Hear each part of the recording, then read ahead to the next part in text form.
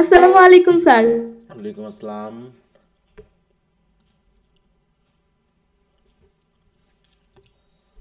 আসসালামু আলাইকুম স্যার। ওয়ালাইকুম আসসালাম। সবাই শুনতে পাচ্ছ? আমার কথা শোনা যাচ্ছে? জি স্যার। আচ্ছা, ঠিক আছে। জি স্যার। কথা বলতাম। হ্যাঁ, বলো। স্যার হচ্ছে আমার আব্বু অসুস্থ, তো আমি এখন ঢাকায় আছি, এই জন্য ক্লাসগুলো কন্টিনিউ করতে পারছি না। হ্যাঁ, হ্যাঁ, হ্যাঁ। তো আমরা ঢাকা বকফেজি হসপিটালে ভর্তি আছি, তো এই জন্য ক্লাস কন্টিনিউ করতে পারছি না। আচ্ছা, সমস্যা নেই। তো তুমি ওদিকে দেখো, যত্ন নাও ওদিকে, ঠিক আছে? হুম। আর সময় স্যার পাইলে যেহেতু রেকর্ড ক্লাস আছে, ওগুলো একটু সময় দেখে দেখে নিবা। হুম। স্যার ওই জন্য রেকর্ড ক্লাসগুলো করতেছি। আচ্ছা। আচ্ছা, আচ্ছা। স্যার আসসালামু আলাইকুম। ওয়ালাইকুম আসসালাম। স্যার আমাদের যে শীটগুলো দেন ওটার ব্যাকগ্রাউন্ডে একটা লোগো আছে আমাদের এই ইউটিউব অ্যান্ড লার্ন ইংলিশের হ্যাঁ, হ্যাঁ, হ্যাঁ। ইসের। হুম, ওই হুম। লোগোটা যদি আরেকটু ছোট হইতো মনে হইতো, দেখতে একটু ভালো হতো, মানে মোবাইলে তো পড়ি। আচ্ছা, খুব সমস্যা হয় নাকি? হুম। জি, সামান্য সমস্যা হয়। আচ্ছা, তো দেখবো আমি। হুম। আচ্ছা, তো আমরা পড়ছিলাম হচ্ছে অ্যাডভান্স রিডিং এবং রাইটিং। তো গতদিন পর্যন্ত আমরা অ্যাডভান্স রাইট মানে রিডিং রাইটিংয়ের রাইটিং ওয়ানটা আমরা কিছু পড়েছি, তাই না? দ্রুত ফার্স্ট ইয়ারের বই থেকে পড়ে নেওয়ার চেষ্টা করছি। জি স্যার। তো ওগুলো নিয়ে কারো কোনো আপত্তি বা কথা আছে? কারো কোনো কথা আছে কিনা? যদি যদি কারো কোনো কিছু বুঝতে অসুবিধা থাকে সেটা বলতে পারো। আচ্ছা, তো আমি তো এর আগে কোশ্চেনগুলো শেয়ার করেছি, মানে কোশ্চেন আনসার সহ ফার্স্ট ইয়ারেরগুলো দিয়ে দিয়েছি। তোমরা একটু ভালো করে একটু পড়ে নিবা, এটা হলো বড় কথা। বিশেষ করে বই থেকে খেয়াল করবা, ফার্স্ট ইয়ারের বই এবং সেকেন্ড ইয়ারের যে অ্যাডভান্স রিডিং রাইটিংয়ে রাইটিং ওয়ান যে কোশ্চেনগুলো আছে ওগুলোর একটু খেয়াল করবা, কারণ ফার্স্ট ইয়ারের বইয়ে কিছু কিছু কোশ্চেন নাই যেগুলো আবার সেকেন্ড ইয়ারের বইয়ে আছে, ওইগুলো টপিকেরই কোশ্চেন কোশ্চেন হয়তো দেওয়া নাই কিন্তু আনসার বইয়ে আছে। তো আমি এখন ওই কোশ্চেনগুলো আজকের ক্লাসের পর আমি দিয়ে দিব, তাহলে তোমাদের কাজ হবে ওই কোশ্চেন আনসারগুলো একটু পড়ে নিতে, যেহেতু আমি কোশ্চেনগুলো এখন আপডেট করা হয়নি। এবারে যে পরীক্ষায় যেগুলো আসছে সেগুলো বাদশার দিয়ে একটু আপডেট করে দিব, তোমরা এই কোশ্চেনগুলো পড়ে ফেলবা। আর এদিকের কি অবস্থা, বাংলাদেশ সোসাইটি অ্যান্ড কালচার এবং সোশিয়োলজি অফ বাংলাদেশ, এগুলোর কি অবস্থা? পড়ছো সবাই চ্যাপ্টার 5? জি স্যার। চ্যাপ্টার 5 জি স্যার। হয়নি। আচ্ছা, যেহেতু আজকে লাস্ট ডেট ছিল আমি চ্যাপ্টার 6 দিয়ে দিলাম, চ্যাপ্টার 6টা দিয়ে দিলাম। এবং আচ্ছা, ওই যে আরেকটা যে সাবজেক্ট আছে ওই সাবজেক্টের চ্যাপ্টার কতদূর পর্যন্ত পড়া হয়েছে চ্যাপ্টার? ফোর। স্যার 4 পর্যন্ত। 4 পর্যন্ত হয়েছে। আচ্ছা, ঠিক আছে। তাহলে 4-এর পর আমরা এটা কত থেকে শুরু করছিলাম? 5-6 থেকে, না 3 থেকে 4 থেকে? জি স্যার। 5 থেকে শুরু করছিলাম। স্যার জি স্যার। কোনটা? এই যে এটা সেকেন্ড, প্রথম থেকে শুরু করছেন, একের থেকে। 1 থেকে 6 পর্যন্ত পড়ে স্যার ফেললাম। এটা তো এটা প্রথম থেকে সোশিয়োলজি শুরু এবং করে। সোসাইটি, জি স্যার। মানে এটা আপনি পঞ্চম অধ্যায়ে দিয়ে দিয়েছেন। আচ্ছা, আচ্ছা, তাহলে আমাদের একটু সাবজেক্টটা চেঞ্জ করতে হবে, ঠিক আছে? তো কারণ এটা আমরা বেশ কিছুদিন পড়লাম, তাহলে ওইটাতে আমাদের একটু চলে যেতে হবে। তো আচ্ছা, ঠিক আছে, ওটা যেহেতু তোমার 4 পর্যন্ত হয়েছে, তাহলে ওটা চ্যাপ্টার 5 আমি দিয়ে দিয়ে দিব আর কি, এখানে লিখে দিব পরে। আর রাইডার্স টু দ্য সি এর কি খবর বলো? Riders to the sea. Sir ওইটার বিষয় নিয়ে তো আজকে কথা হ্যাঁ, ছিল। আজকে ক্লাস কথা বলার ছিল। তা তোমরা সবাই পড়েছো কিনা, এটা পড়ছো সবাই? স্যার একটু জি স্যার। বাকি আছে। এখনো বাকি আছে? স্যার জি। স্যার, জি স্যার। জি স্যার লিখে রেখে পড়তেছি স্যার তো একটু সময় বাকি দিলে আছে। ভালো হতো।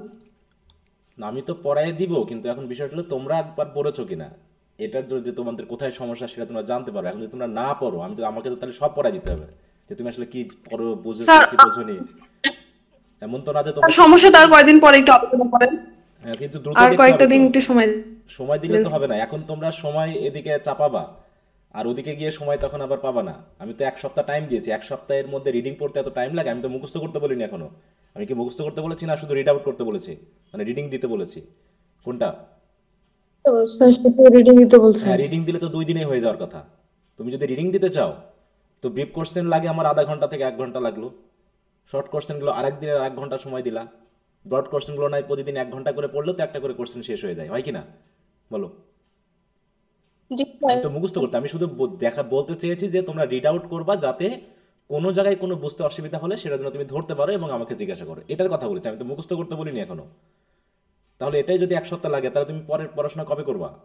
আর তখন গিয়ে তো চাপাচাপি করবা, স্যার আমার এটা হয়নি সেটা হয়নি, এগুলো এখন করবা আরামে রিল্যাক্সে চলবা, পরে গিয়ে তোমাকে চাপাচাপি করতে হবে।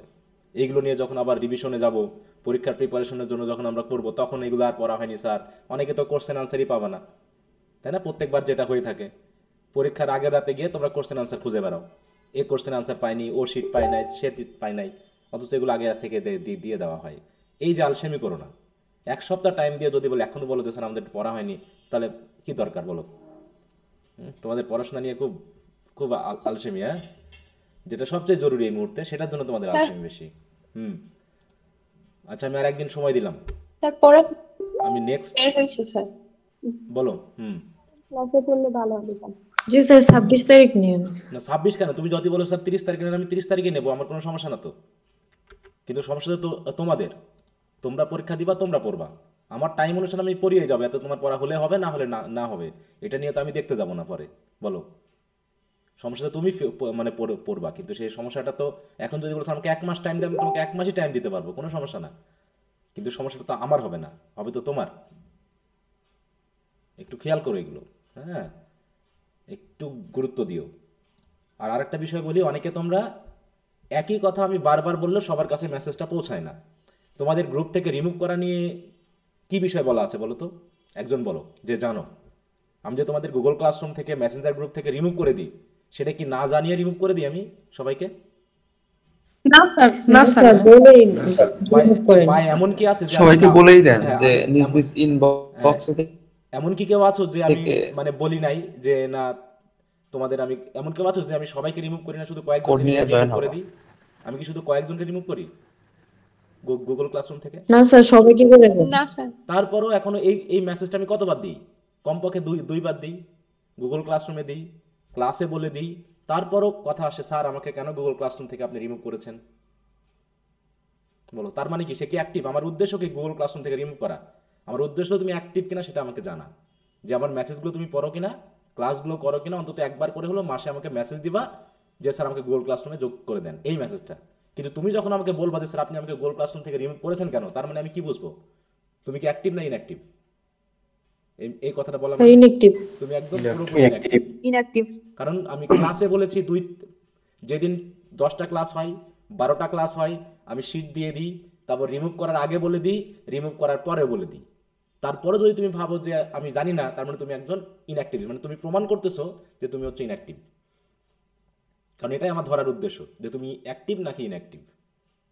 কারণ গুগল মেসেঞ্জারে কতবার মেসেজ দিয়ে একটা জিনিস নিয়ে, এর জন্য ওপেন গ্রুপ আছে, এর জন্য ইয়া গ্রুপ আছে, কত কিছু করছি, তারপরেও তোমাদের কাছে আমি পৌঁছাতে পারছি না, তার মানে তুমি কতখানি ইনঅ্যাক্টিভ। হ্যাঁ, স্যার হয়তো আপনার মেসেজই দেখে না। না সেটাই তো বললাম যে সে ইনঅ্যাক্টিভ বলেই তো আমার তো সেটাই উদ্দেশ্য, যে তুমি ইনঅ্যাক্টিভ না অ্যাক্টিভ সেটা আমাকে প্রমাণ করা, যে আমাকে বোঝা যে তুমি আসলে ইনঅ্যাক্টিভ। এটা হচ্ছে বড় কথা। আর তুমি ফি দিলেও আমি তোমাকে রিমুভ করেছি, ফি না দিলেও রিমুভ করেছি। এমন তো না যে শুধু যারা ফি দিয়েছে তাদেরকে রেখেছে, যারা ফি দেয়নি তাদেরকে রিমুভ করেছি, এমন না। আমি ফি দেওয়া না দেওয়া সবাইকে রিমুভ করে দিয়েছি। যদি এমনটা হতো যে আমি যাদের ফি দিয়েছো তাদেরকে রিমুভ করি নাই, কিন্তু তোমাকে রিমুভ করে দিয়েছি ফি দেওয়া সত্ত্বেও, তখন তুমি পড়তে পারতা। কিন্তু আমি তো বলেই দিয়েছি যে ফি যারা দিয়েছো তারা সহ সবাইকে রিমুভ করে দিব। কারণ অনেকে আছে ফি দিয়ে চুপ করে থাকে, আর কথা নাই, হ্যাঁ, আর কথা নাই। এর আগের অভিজ্ঞতা মতে মেসেজ দিয়েছি, সিন করার পরও সে আর দেখে না, সিন করার পরেও দেখে না, তখন কি কি রাগ লাগে বলো? আমি তাকে একটা মেসেজ দিয়েছি, সিন করার পরও দেখে না, হচ্ছে তুমি আমাকে মেসেজ দিবা, আমি তোমাকে দিতে যাব না। তোমার যদি দায় থাকে, তোমার যদি ইচ্ছা থাকে পড়ার, তুমি এমনি, কারণ এটা মান্থলি ফি সিস্টেমের প্রাইভেট ব্যাচ, যেহেতু মান্থলি, অতএব তুমি পরের মাসে নাও পড়তে পারো, তুমি আমাকে হয়তো বলতেছো না, তাহলে আমাকে তো সেটা কেয়ার করতে হবে, তাই না? এইটা তো একটু আমার মেসেজগুলো পড়বা, আমার মেসেজগুলো রেগুলার খেয়াল করলে মানে না বোঝার কিচ্ছু নাই, যে আমি যা বলতেছি বা যা বোঝাচ্ছি বা যা নির্দেশনা দিচ্ছি সেগুলো যে বুঝবা না, আমার কাছে সেটা মনে হয় না। আর যদি না বুঝো তাহলে বুঝতে হবে যে আমার কাছে তোমার পড়া হবে না, ঠিক আছে? এটা হলো, এত জটিল করে আমি কথা বলি না নিশ্চয়ই। আর আমি একটু রেগেই যাই, এটা স্বাভাবিক, এটা আমার স্বাভাবিক বৈশিষ্ট্য, তোমাদের কাছে অস্বাভাবিক মনে হতে পারে যে স্যার একটু বেশি রেগেই যাই। হ্যাঁ, আমি পড়াশোনা নিয়ে আগে বলেছি, আমি পড়াশোনার ব্যাপারে খুব সিরিয়াস। হ্যাঁ, এটাতে আমার অল্পতে আমি খুব রেগে যাই যদি কাউকে ইনঅ্যাক্টিভ দেখি, ইরেগুলার দেখি, এবং পড়াশোনাকে কেউ যদি অবমাননা করে আমার খুব রাগ লাগে। হ্যাঁ, এই জন্য। ওকে, তো যাই হোক, কারণ এটা জীবনের জন্য সবচেয়ে জরুরি একটা চাই, স্যার সবচেয়ে জরুরি। হুম, এই বয়সে এই সময়ের জন্য। হ্যাঁ বলো। স্যার একটা কথা বলতাম স্যার। বলো। স্যার আমাদের হোমওয়ার্কটা আপনি 10:30টার পরে দেন। যদি এমন হতো যে আমাদের ক্লাস শেষ হওয়ার পরপরই দিতেন তাহলে ভালো হতো স্যার, মানে তখনই পড়াটা পড়ে ফেলতে পারতাম। কিন্তু আমার যে পরের ব্যাচটা, তাহলে আমি তোমাকে আধা ঘন্টা তোমার ইয়া করতে, আমার কমপক্ষে সব কিছু দিতে দিতে আমার পুরো আধা ঘন্টা 35 মিনিট সময় যায়। পরে যে আমার একটা ব্যাচ থাকে, আমি তো দিতে পারতেছি না তোমাকে। আচ্ছা স্যার, ঠিক আছে, সমস্যা নেই। এরপর তো তুমি আরো 2 দিন সময় পাচ্ছ, তাই না? তাহলে এত ইয়া কিসের, সমস্যা কিসের বলো তোমার? না স্যার, সমস্যা নেই। তাহলে তুমি রাতেই করে ফেলছো। হোমওয়ার্ক টু তো স্যার এক সপ্তাহের পড়া দেওয়া থাকে। হ্যাঁ, আর এই পড়া তো আমার 1 সপ্তাহ পড়া, তাই না? এখানে টুতে একটা আর রেগুলার পড়ার এটা একটা। হ্যাঁ, এমন না যে তুমি জানো না, 1 সপ্তাহ পড়াটা তো আমি প্রতিদিন নিয়ে দিয়ে দিচ্ছি। তাহলে তুমি তো জানো যে 26 বা ধরো 26 তারিখ পর্যন্ত দিয়েছি, তার মানে এটা 26 তারিখ পর্যন্ত। তাহলে তোমার এটা আমি প্রতিদিনই দিয়ে যাচ্ছি, এটা তুমি আগে থেকে জেনে গেছো, এটা 26 তারিখ পর্যন্ত দেওয়া আছে স্যারের পড়া। হ্যাঁ, আচ্ছা, তো ঠিক আছে, ওগুলো নিয়ে আর কথা না বলি, আমরা সময় নষ্ট না করি। এখন আমরা যেহেতু অ্যাডভান্স রিরাইটিং এর পার্ট এটা আমরা শেষ করলাম, বা পার্ট 1 যেটা বলা যাচ্ছে সেটা শেষ করলাম। এখন আমরা চলে যাবো হিস্ট্রিতে, নাকি? হুম, সবচেয়ে বোরিং ক্লাস হিস্ট্রি হবে, অধিকাংশই পড়তে ভালো লাগবে না, যা পড়াবো তা মাথার উপর দিয়ে যাবে, এরকমটা হবে যদি রেগুলার ক্লাস না করো। কিন্তু তারপরে ধৈর্য ধরে তুমি ক্লাসে থাকলেই যা বলবো এগুলোই তোমার জন্য কাজে লাগবে, পুরোপুরি মাথায় ঢুকবে না, কারণ হিস্ট্রির অনেক কিছু বিষয় আছে, অনেক কথা বলবো, অনেক কথা জড়িয়ে যাবে, অনেক প্যাচ লেগে যাবে। কিন্তু রেগুলার ক্লাস করলে তুমি আলটিমেটলি একটা ধারণা পেয়ে যাবে, যে ধারণাটুকুই তোমার জন্য যথেষ্ট, এর থেকে বেশি দরকার নেই, এত ডিপ নলেজ তোমার জন্য দরকার নেই। কিন্তু যারা এই না বুঝবে বলে ক্লাসেই যুক্ত হবে না, যে আগে হিস্ট্রি শেষ হোক তারপরে আমরা ক্লাস করব, তাহলে বুঝতে হবে তার জন্য হিস্ট্রি কাজ দিবে না। কিন্তু হিস্ট্রি এতটা জটিল বিষয় না, খুব একটা মজার জিনিস, কিন্তু অনেকের কাছে মনে হয় এটা একটা বোরিং ক্লাস, কারণ এখানে কোনো গল্প কাহিনী নাই, এখানে একটু এদিক ওদিক আছে, অনেক কথার কম বেশি আছে, এই জন্য অনেকের কাছে বিরক্তিকর মনে হতে পারে। কিন্তু তারপরে বলবো যে অন্তত ক্লাসের শেষ পর্যন্ত যেন থাকা হয়, কারণ মুখে মুখে যা বলবো এইগুলোই ভিতরে অনেকখানি কাজে লাগবে। ঠিক আছে তো? হুম, জি স্যার। আচ্ছা, তাহলে হিস্ট্রির আমরা প্রথমে একটু সিলেবাসে দেখি, একটু খেয়াল করো।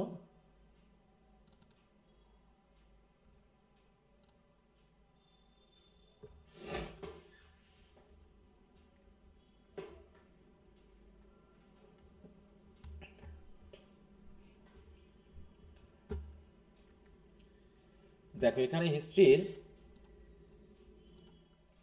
কয়টা ভাগ আছে টোটাল? 9টা। স্যার 9টা। টোটাল 9টা। 9টা ভাগ আছে, তাই না? হুম, এখন এই 9টা ভাগ, আচ্ছা একটু মিউট রাখো। এই যে 9টা ভাগ আমরা দেখতেছি তা বিভিন্ন বইয়ে বিভিন্ন রকমের, বিভিন্ন বইয়ে বিভিন্ন রকমের, ঠিক আছে? এক এক বইয়ে এক একভাবে ভাগগুলো দেওয়া আছে। এর কোনো যেহেতু কোনো রাইটারের নির্দিষ্ট লেখা না, এটা হলো কি ইতিহাসবিদদের লেখা, তার নিজের মতো করে এই ধরনের ভাগ, ঠিক আছে? তো এক একজন এক এক রকম করে আইডিয়া দিয়েছে। প্রথমে আমরা an ABC of English literature, এই বইটা একটু খুলবো। An ABC of English literature, এই বইটা সব কাছে আছে? জি স্যার। হ্যাঁ, জি স্যার। তাহলে বইটা একটু সবাই স্যার আছে। খোলো দেখি, বইটাতে যাও সবাই। ওখান স্যার থেকে কোন বইটা? An ABC of English literature, ছোট্ট একটা বই, যেটা ফার্স্ট ইয়ারেই আমরা কিনতে বলেছিলাম, তাই তো? এই যে এই বইটা, ফার্স্ট ইয়ার কেনা হয়েছিল ওইটা? এই যে এই বইটা, জি স্যার। জি স্যার। এই বইটার history of English literature 101 page. 101 পেজে চলে যাও। আমরা যেহেতু এটাকে একটু বেসিক হিসাবে নিব, ঠিক আছে? আর উইলিয়াম জেলং এর থেকে যেটা পড়বো সেটা একটু অন্য ধরনের, আবার বিভিন্ন অনলাইন থেকে তথ্য নিয়ে আমি যেটা দিব সেটা এক ধরনের, আবার তোমাদের কল্যাণনাথ দত্তের যে বই আছে সেটা একটু আরেক ধরনের। হ্যাঁ, কিন্তু এই এইজ ডিভিশনটা ভিন্ন হলেও আমাদের তথ্যগুলো একই ধরনের হবে। তো যেটা তোমাকে মনে রাখতে হবে, যেটা মনে রাখার দরকার নেই, সেগুলো আমি বলে যাব। কিছু জিনিস আছে জাস্ট আমরা থরলি পড়বো। দেখো, হিস্ট্রি অফ ইংলিশ লিটারেচারটা আসলে কি, এইখানে একটু আমরা পড়ে নিই। দেখো, the history of English literature is very closely related to the history of English people. হ্যাঁ, তাহলে ইংলিশ সাহিত্যের ইতিহাস ইংলিশ পিপলদের সাথে একদম ক্লোজলি রিলেটেড। আর হিস্ট্রি কি বলে কয়ে হয় বলো তো? হিস্ট্রি কি কারো নিজের লেখা, নিজে বানিয়ে লেখা হিস্ট্রি? না হ্যাঁ, এটা হচ্ছে কি, যা কিছু ঘটে যায়, ঘটনাগুলো ঘটে যাওয়া ঘটনাগুলো কেউ হয়তো লিস্ট করে। তার মানে হিস্ট্রি সত্য না মিথ্যা? জেনারেলি আমরা কি বলবো, হিস্ট্রি সত্য না মিথ্যা? সত্য।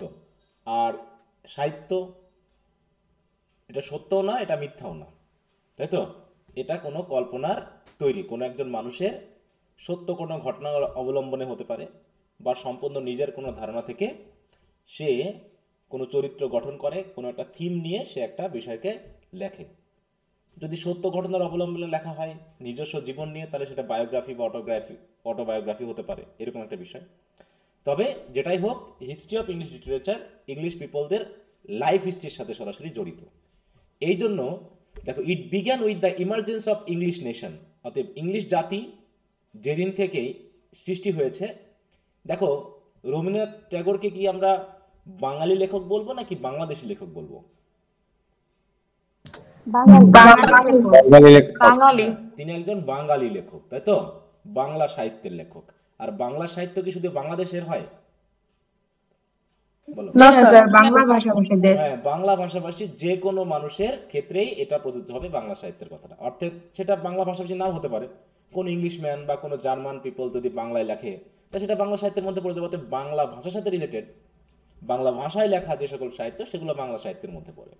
এখন বাঙালি লেখক আর বাংলাদেশি লেখকের মধ্যে পার্থক্য হবে কি বলো?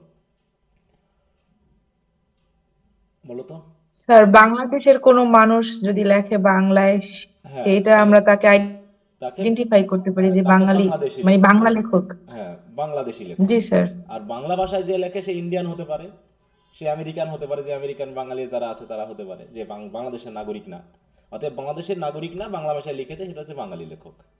ঠিক আছে? এরকম তেমনি দেখাচ্ছে ইংলিশ ভাষায় লিখেছে কিন্তু তিনি আমেরিকান, তাহলে এটা আমরা কি বলবো? ইংলিশ লেখক বলবো, কিন্তু তিনি হচ্ছেন আমেরিকান, তাই তো? তিনি একজন আমেরিকান রাইটার। আর যিনি ইংল্যান্ডে বসে লিখেছেন ইংলিশ ভাষায়, তিনি হচ্ছেন কি আমেরিকান ইংলিশ রাইটার, তাই তো? আমরা ইংলিশ পিপল কাদেরকে বলি? যারা ইংরেজি ভাষায় কথা বলে, নাকি যারা ইংল্যান্ডের মানুষ? ইংলিশ পিপল কারা? ইংল্যান্ডের মানুষদের। হ্যাঁ, তাহলে ইংলিশ জাতি বলতে আমরা যারা ইংরেজিতে কথা বলে তাদেরকে আমরা ইংলিশ জাতি বলি না, তাই তো? আমরা আবার দেখো মিল উল্টে গেছে, যারা বাংলা ভাষায় কথা বলে তাদের তারা হচ্ছে জাতি হিসাবে বাঙালি, আর যারা বাংলাদেশে থাকে তারা জাতীয়তা হিসাবে বাংলাদেশি। তাহলে বাঙালি হচ্ছে আমরা জাতি দিক থেকে, আর জাতীয়তা হচ্ছে বাংলাদেশি আমাদের। ঠিক একইভাবে কিন্তু ইংলিশের ক্ষেত্রে একটু ভিন্ন। ইংল্যান্ডের মানুষদেরকে বলা হয় দ্য ইংলিশ, কিন্তু তারা ইংলিশে কথা বলুক অথবা অন্য ভাষায় কথা বলুক, আর ইংলিশে কথা বললেই তাদেরকে আমরা ইংলিশ পিপল বলি না, তাদের আবার জাতীয়তা অনুসারে আমরা কথা বলি। হ্যাঁ, তারপরে দেখো, অতএব ইংরেজি সাহিত্যের যে ইতিহাস, এটা শুরুই হয়েছে যেদিন থেকে ইংলিশ নেশনটার ইমার্জেন্স হয়েছে। আমরা যেমন ফার্স্ট ইয়ারে পড়েছিলাম history of the emergence of independent কি বাংলাদেশ, ইন্ডিপেন্ডেন্ট বাংলাদেশ। হ্যাঁ, তাই বলছে history of the emergence of independent Bangladesh. তাই এখানে আমরা বলছি emergence of the English nation and kept on evolving, এবং তারপর থেকে সৃষ্টি হওয়ার পর থেকে ইভলভ করা শুরু করছে। ইভলভ মানে কি বলতো? What is the meaning of evolve? প্রকাশ করা। ইভলভ মানে হচ্ছে বিবর্তন হওয়া, মানে ইভলিউশন মানে আস্তে আস্তে এটাকে বড় হতে থাকা, আস্তে আস্তে জিনিসটাকে স্প্রেড হতে থাকা এবং নতুন নতুন রূপে আসা, এটাকে হচ্ছে ইভলিউশন। বা যেটা হচ্ছে kept on evolving along with the social development of the nation. তাহলে জাতির সামাজিক উন্নয়নের সাথে সাথে ইংরেজি সাহিত্যও ইভলভ করতে শুরু করে, নতুন নতুন কিছু সৃষ্টি হয়েছে, তাই না? বলছে in the history of this nation there had been several religious and political changes. ইংরেজি সাহিত্যের ইতিহাস পড়লে আমরা সবচেয়ে যে দুটার প্রভাব সবচেয়ে বেশি দেখব, সেই দুটো হচ্ছে ধর্মীয় এবং রাজনৈতিক পরিবর্তন, রাজনৈতিক ইতিহাস এবং ধর্মীয় ইতিহাস। এই দুটা বিষয় দ্বারা সবচেয়ে বেশি প্রভাবিত হয়েছে তারা। এছাড়াও রয়েছে scientific discoveries and inventions also change the mood of life from time to time. এছাড়াও বিভিন্ন বৈজ্ঞানিক আবিষ্কার, তাই তো, বা বিভিন্ন ধরনের ডিসকভারি এবং ইনভেনশনের মধ্যে পার্থক্য কি? What is the difference between invention and Discovery? বলো তো। যেটা নতুন করে আবিষ্কার করা, সেটা হচ্ছে ইনভেনশন, আর যেটা আজ থেকে ইনভেনশন যেটা আবিষ্কার। সেটা হচ্ছে ডিসকভার। না, আমি কারো কথাই বুঝলাম না, একজন একটু বলো হাত তুলে, কে বলতে চেয়েছিলে বা কে বলছিলে, একটু হাত তুলো তো। আচ্ছা, স্যার ডিসকভারি মানে হচ্ছে আগে থেকে ছিল, আবিষ্কার করছে। হ্যাঁ, প্রকাশ করছে, আগে থেকে ছিল, প্রকাশ করছে। তো বলবো কি ইনভেন্টেড অফ আমেরিকা, না হ্যাঁ হ্যাঁ, দ্য ইনভেনশন অফ আমেরিকা, নাকি the discovery of America? Discovery. আর যদি বলে দ্য ইনভেনশন অফ মানে মোবাইল ফোন, না the discovery of mobile phone? Invention. Invention. হ্যাঁ, ইনভেনশন অফ মোবাইল ফোন। তাই এখানে দেখো দুটো শব্দ আছে, একটা হচ্ছে ডিসকভারি। ডিসকভারি বলতে হয়তো নতুন জ্ঞান, তাই তো, মানে যা আগে অনেকের কাছে অজানা ছিল, বিশেষ করে দ্বীপ রাষ্ট্র বা দ্বীপ বা হচ্ছে বেশ কিছু জিনিস রয়েছে যেগুলো আগে থেকে ছিল, আমাদেরকে জানা ছিল, এরকম ডিসকভারি। আর সায়েন্টিফিক ইনভেনশন হচ্ছে কি, যেগুলো নতুন, যেমন স্টিম ইঞ্জিন আবিষ্কার, নাকি, তারপর হচ্ছে তোমার প্রিন্টিং প্রেস আবিষ্কার। এগুলো কি হচ্ছে, মানুষের জীবনকে বিভিন্ন সময় পরিবর্তন করেছে। All this historical changes ব্রট about significant changes in the literature. অতএব এই সকল ঐতিহাসিক যে পরিবর্তনগুলো, এই প্রত্যেকটা জিনিস আমাদের সাহিত্যে পরিবর্তন এনেছে। যেমন এখন যে মোবাইল ফোন আবিষ্কার, কম্পিউটার আবিষ্কার, এগুলো কি আমাদের সাহিত্যে পরিবর্তন আনছে না? বলতো আমাদের সাহিত্যের মধ্যে কি এখন বিভিন্ন ধরনের পরিবর্তন এসেছে। হ্যাঁ, লেখার ক্ষেত্রে পরিবর্তন এসেছে, বই প্রকাশনার ক্ষেত্রে পরিবর্তন এসেছে, মানুষের জীবনধারার পরিবর্তন এসেছে, যে জীবনধারা অনুসারে আবার আমরা কি লিখছি, সাহিত্যকর্ম লিখছি। So in the history of English literature there were different phases of progress. অতএব বিভিন্ন সময়ের পরিবর্তনের সাথে সাথে মানুষের চিন্তাভাবনা, ধর্মীয় চিন্তাভাবনা, রাজনৈতিক চিন্তাভাবনা, সামাজিক চিন্তাভাবনা এবং মানুষের মানে কি বলবো নৈতিক যে মূল্যবোধ, এগুলোরও বিভিন্ন ধরনের পরিবর্তন হয়েছে। আর এই পরিবর্তন অনুসারে আমরা বিভিন্ন ফেজ পাচ্ছি। ফেজ মানে কি, ধাপ বা স্টেপ, না, তাই তো। এগুলোকে কি বলছি আমরা? এগুলোকে আমরা এইজ বা পিরিয়ড নামে চিনি, নন অ্যাজ এইজ অথবা পিরিয়ড। আচ্ছা, আমি একটু সময় দিলাম, যেহেতু আজান হচ্ছে, ঠিক আছে, আজানের পরে আমি শুরু করছি। একটু 1 মিনিট সময় দাও।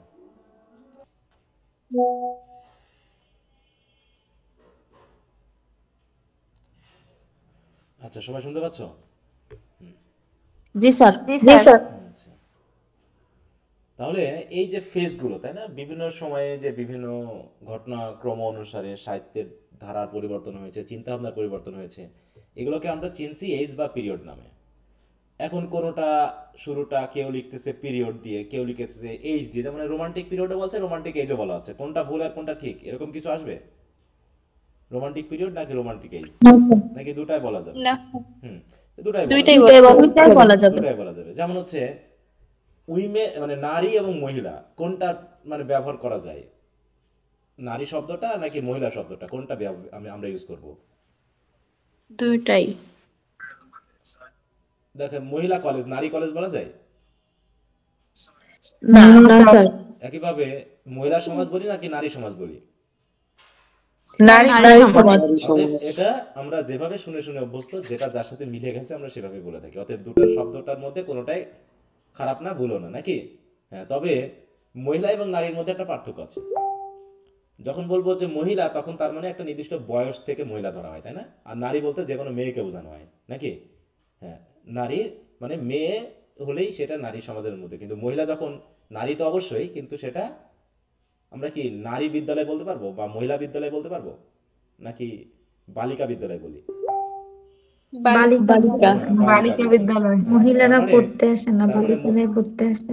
তারপরে মহিলা কলেজ মানে হচ্ছে কিছুটা বয়স, তাই তো, হয়ে গেছে, এরকম একটা বিষয়কে বোঝায়। 16, 17, বিশেষ করে 17, 18 এরকমটা হয়ে গেলেই সেটাকে আমরা বলে থাকি। যাই হোক, তাই বলছে যে এই নামগুলো দেওয়া হয়ে থাকে, has been given a particular name sometimes after the name of the king or queen.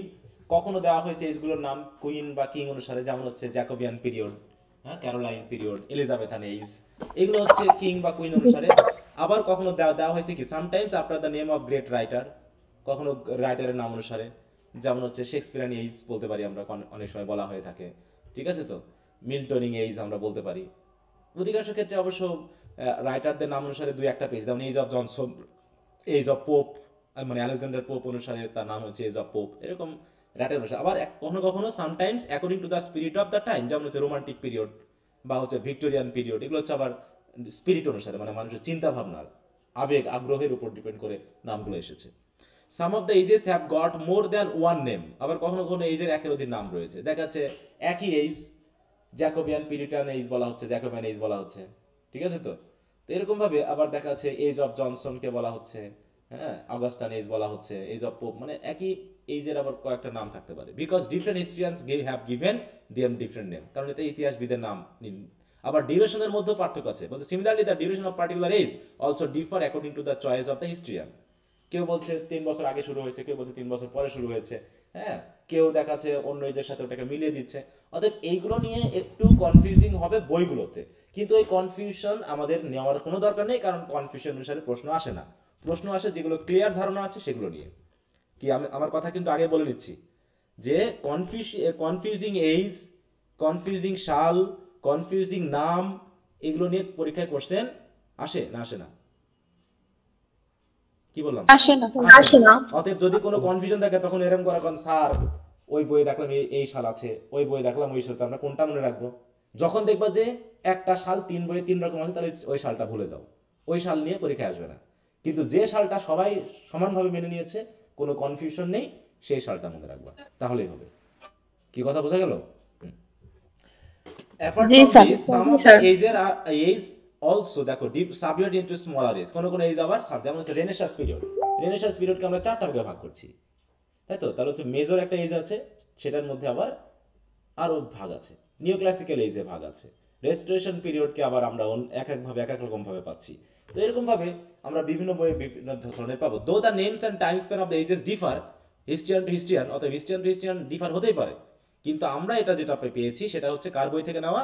এম.এইচ Abrams, এই ব্যক্তির বই থেকে নেওয়া, ঠিক আছে। তো এম.এইচ আব্রামস এই বইটা আমাদেরকে রেফার করেনি, আমাদের জাতীয় বিশ্ববিদ্যালয় থেকে রেফার করা 2টা বইয়ের নাম হলো এই 2টা। কোন কোন 2টা বই দেখো তো? একটা হচ্ছে রবার্ট বার্নার্ডের 3টা বই, আর short history of English literature, আর হচ্ছে জর্জ স্যামসনের Cambridge history of English literature, আর হচ্ছে উইলিয়াম জে লং এর আর short history of English literature. তাহলে এই 3টা বই জাতীয় বিশ্ববিদ্যালয় থেকে আমাদেরকে কি করা হয়েছে?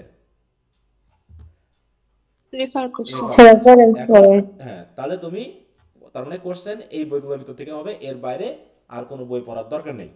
তার মানে এই বইগুলো পড়েই যেগুলো আমরা পাবো এর ভিতর থেকেই পরীক্ষায় আসবে, এর বাইরে আসবে না। কিন্তু যেহেতু এতগুলো বই তো আমরা পড়তে পারবো না, আমরা পড়ছি মাত্র একটা বই, সেটা হলো উইলিয়াম জে লং, ঠিক আছে তো, হিস্ট্রি বোঝার জন্য। অতএব উইলিয়াম জে লং এর বইটা আমরা অ্যাভেলেবেল পাচ্ছি বিধায় আমরা বইটাকে সংগ্রহ করেছি, হ্যাঁ। আর এখানে যেটা দেওয়া হয়েছে সেটা হচ্ছে এম.এইচ আব্রাহাম অনুসারে। অতএব এই সালটাকে আমরা একটু খেয়াল করব, কারণ এইগুলো নিয়ে কনফিউশন একটু কম আছে আর কি। তারপরেও দেখো এই এজ এবং ইয়ার মধ্যে একটু পার্থক্য হবে। তাহলে আমরা একটু এখান থেকে আগে পড়ি। দেখো আমরা এখানে দেখলাম কয়টা এজ? টোটাল 9টা, তাই না? 9টা এজ দেখেছি। আর এখানে আমরা দেখব, দেখো প্রথম এজটা হচ্ছে 450 থেকে 1066, একটু খেয়াল রাখো। তাহলে 450 থেকে 1066, এর নামটা হচ্ছে the old English period or the Anglo Saxon period. আমি কিছুক্ষণ পরে ধরবো, কিন্তু খুবই বেসিক, এবং এই ব্যাপারটা এইটা বেশি করে মনে রাখবা, কারণ অন্য বই পড়তে গেলে আমরা মিলে নিতে পারি। তাহলে প্রথমটা হচ্ছে 450 থেকে 1066 পর্যন্ত, এটার নাম হচ্ছে ওল্ড ইংলিশ পিরিয়ড বা অ্যাংলো স্যাকশন পিরিয়ড, 2টা নামে পাচ্ছি কিন্তু। এরপর পরবর্তী এজ হচ্ছে দ্য মিডল ইংলিশ পিরিয়ড, ঠিক আছে। এটা হচ্ছে 1066 থেকে 1500 পর্যন্ত। দেখো মেইন এজের টাইম লিমিট, টাইম ডিউরেশন, আমরা যখন আবার এর ভিতরে সাব ডিভিশন পাবো দেখবা যে মিলছে না। তাহলে মিডল এজ হচ্ছে 1066 থেকে 1500, কিন্তু এই 1066 থেকে 1500কে যখন আমরা 2টা ভাগে ভাগ করছি, প্রথমটা হচ্ছে অ্যাংলো নরমান পিরিয়ড 1066 থেকে 1340। আবার দ্য এজ অফ চসার, এটা হচ্ছে 1340 থেকে 1400। তাহলে বাকি 100 বছর মাইনাস হয়ে গেছে, তাই না? এখানে বাকি 100 বছর কিন্তু মাইনাস হয়ে গেছে। বললো 1500 পর্যন্ত, কিন্তু আমরা এখানে 1400 পর্যন্ত গিয়ে শেষ করছি, বাকি 100 বছর মাইনাস। এটা হলো মিডল ইংলিশ পিরিয়ড। এবার হচ্ছে 1500 থেকে 1600। তাহলে দেখে এখানে আবার রেনেসাঁস পিরিয়ডটা শুরু হচ্ছে 1500 সাল থেকে, তাহলে মাঝখানে 1400 থেকে 1500 পর্যন্ত 100 বছর কিন্তু শেষ। ওখানে অন্য কোনো কাহিনী আছে, সেটা আমরা অন্য বই থেকে দেখব। তাহলে তৃতীয় এজটা হচ্ছে দ্য রেনেসাঁস পিরিয়ড। এই রেনেসাঁস পিরিয়ডকে আমরা টোটাল 4টা ভাগে ভাগ করছি। দেখো Elizabethan age, Jacobean age, Caroline age এবং কমনওয়েলথ পিরিয়ড। কমনওয়েলথ পিরিয়ড, তাই তো? এখানে ভাগগুলো দেওয়া আছে, এই ভাগগুলো আমরা খেয়াল রাখবো। এবার হচ্ছে 1660 থেকে 1785 সাল পর্যন্ত, এটাকে বলা হচ্ছে দ্য নিও ক্লাসিক্যাল পিরিয়ড। কেন বলা হচ্ছে, কি কারণে বলা হচ্ছে, সেগুলো আমরা পরে জানবো এক এক করে। তাহলে প্রথম এজটা হচ্ছে দ্য রেস্টোরেশন পিরিয়ড, দেখো 1660 থেকে 1700। তারপর হচ্ছে দ্য অগাস্টান এজ অথবা দ্য এজ অফ পোপ, দেখো 1700 থেকে 1745, তাহলে 1700 থেকে 1745। আর দ্য এজ অফ সেন্সিবিলিটি অথবা দ্য এজ অফ জনসন, তাহলে এজ অফ জনসন আর এজ অফ পোপ এগুলো হচ্ছে রাইটারের নাম অনুসারে। আর অগাস্টান এজ বা এজ অফ সেন্সিবিলিটি এগুলো হচ্ছে স্পিরিট অনুসারে। সেই হিসাবে এটা গেল নিও ক্লাসিক্যাল পিরিয়ড, দেখো 1660 থেকে 1785 পর্যন্ত। তারপর হচ্ছে রোমান্টিক পিরিয়ড 1798 থেকে 1832, এখানে তাহলে কত বছর মিস গেল? 1785 ছিল, তাই না? এখানে পাচ্ছি 13 বছর স্যার। 1798, 13 বছর। 13 বছর, ওই 13 বছর নিয়ে মাথা ঘামানোর দরকার নেই, ঠিক আছে তো? তাহলে এখানে হচ্ছে রোমান্টিক পিরিয়ড। তারপর হচ্ছে 1832 থেকে 1901, এটাকে বলা হচ্ছে কি ভিক্টোরিয়ান পিরিয়ড। কি বলা হচ্ছে এটাকে? ভিক্টোরিয়ান। ভিক্টোরিয়া। ভিক্টোরিয়ান পিরিয়ডকে আবার দুই ভাগে ভাগ করা হয়েছে, একটা হচ্ছে দ্য প্রি র্যাফেলিটিস, আর হচ্ছে অ্যাস্থেটিসিজম অর ডিকেডেন্স। দেখো এখানে শুরু হয়েছে 1832 থেকে, কিন্তু এখানে বলছে 1848, 1860, আর এখানে আবার দেখো 1880 থেকে 1901। এই সালগুলো নিয়ে আমাদের ঝামেলা হওয়ার কোনো দরকার নেই, শুধু মেইন সালটা আমরা খেয়াল করবো। আমরা শুধু মেইন এজের যে সালগুলো সেগুলো মনে রাখবো, এই ভিতরে যে সালগুলো আছে আমাদের এগুলো মনে রাখার দরকার নেই। তবে দুই একটা আছে যেগুলোর ভিতরের সালগুলো আমাকে একটু খেয়াল করতে হবে, সবগুলো খেয়াল করার দরকার নেই। এরপর হচ্ছে দ্য মডার্ন পিরিয়ড, খেয়াল করো। মডার্ন পিরিয়ড হচ্ছে 1901 থেকে 1939 সাল পর্যন্ত, দ্বিতীয় বিশ্বযুদ্ধ শুরুর পর্যন্ত। তাহলে এডওয়ার্ডিয়ান পিরিয়ড, এটাকে আবার জর্জিয়ান পিরিয়ড, এই দুটাই হচ্ছে ইংল্যান্ডের রাজার নাম অনুসারে, ঠিক আছে? কিং এডওয়ার্ড এবং কিং জর্জের নাম অনুসারে। কিং জর্জের কথা মনে আছে? আমরা letter to Lord James Ford rejecting knighthood বলেছিলাম, তাই না? হ্যাঁ, নাইটহুড উপাধি নিয়েছিলেন এই কিং জর্জের কাছ থেকে। জি স্যার। তারপর হচ্ছে পোস্ট মডার্ন পিরিয়ড, হচ্ছে দ্বিতীয় বিশ্বযুদ্ধ শুরুর থেকে পরবর্তী হচ্ছে পোস্ট মডার্ন পিরিয়ড। এই হচ্ছে একটা পোস্ট মডার্ন পিরিয়ড, কিন্তু আমাদের পরীক্ষাতে নেই, তাই তো? মডার্ন পিরিয়ড যদি পরীক্ষায় থাকতো তাহলে আমাদের খুব বিপদ হয়ে যেত, কারণ আধুনিক যুগেও এত বই লেখা হচ্ছে যে আমরা কনফিউজ হয়ে যেতাম, ঠিক আছে তো? তো যেহেতু আমাদের আধুনিক যুগ নেই, মোটামুটি আমরা বেঁচে গেছি। এখন পরবর্তী আধুনিক যুগ ঢোকাতে পারি কিনা পরবর্তী ইয়ারগুলোতে আমরা জানি না, যে একটা সাল বা তারিখ দিয়ে ধরে দিল যে এই সালের গুলো পড়া উচিত, কারণ আমরা আধুনিক সাহিত্য পড়ছি না, মানে একদম পোস্ট মডার্ন যেটা, আমরা শুধু 1936 সাল পর্যন্ত ওইগুলো পড়ে আমরা এখনো। তাহলে কত বছর পার হয়ে গেছে? প্রায় 100 বছর চলে আসছে, তাই না? তাহলে 100 বছর তো অনেক সাহিত্যকর্ম রচনা হয়েছে, সেটা এখন আমাদের হিস্ট্রির ভেতরে ঢোকানো হয়নি, এটা ঢোকালে ভালো হতো। তাহলে এই হচ্ছে মোটামুটি আমরা 1936 সাল বা 39 সাল পর্যন্ত, দ্বিতীয় বিশ্বযুদ্ধ শুরুর আগ পর্যন্ত, একদম 450 সাল থেকে শুরু করে এখানে আমরা টোটাল 7টা পাচ্ছি পিরিয়ড, 7টা পিরিয়ড পাচ্ছি, তাই তো? কি কি period? Old English period, middle English period, renaissance period, নিও classical period, romantic period, Victorian period, modern period, ঠিক তো? মনে থেকে যাবে, এখন হয়তো বা মনে থাকবে না, মনে হতে পারে স্যার মনে থাকতেছে না, পড়তে পড়তে দেখবা যে একদম ক্লিয়ার হয়ে গেছে, তোমার এমনি মনে থাকবে তখন। হ্যাঁ, অত সাল তারিখ সহ সব মনে থাকবে, টেনশন নেওয়ার কোনো কারণ নেই। শুধু একবার একটু বই যাদের কাছে আছে একটু রিভিশন দিয়ে নাও, দিয়ে একজনকে একটু বলতে পারতে হবে, জাস্ট মেজর নেমগুলো বলবা, ভিতরের গুলো বলতে পারলে ভালো, না বলতে পারলে সমস্যা না, কিন্তু মেজর এই 7টা বা 8টা নাম আমাকে বলতে হবে, সাল বলার দরকার নেই, শুধু নামগুলো আপাতত বলবা, ঠিক আছে? এর জন্য আমি 1 মিনিট সময় দিলাম, যে 1 মিনিট একটু বইগুলোর দিকে তাকাও, যে যারা বলতে চায় একটু হাত তুলবা। স্যার আমাদের বই নাই। বই নাই? এই বইটা স্যার নাই?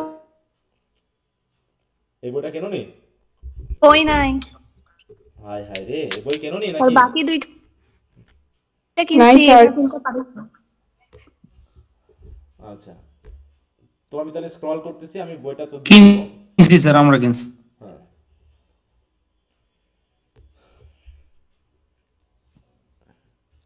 আমি স্ক্রল করে দিচ্ছি, যাদের বই নাই তারা এখান থেকে একটু দেখো।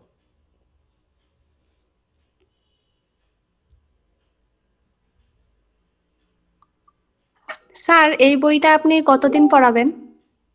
হিস্ট্রি?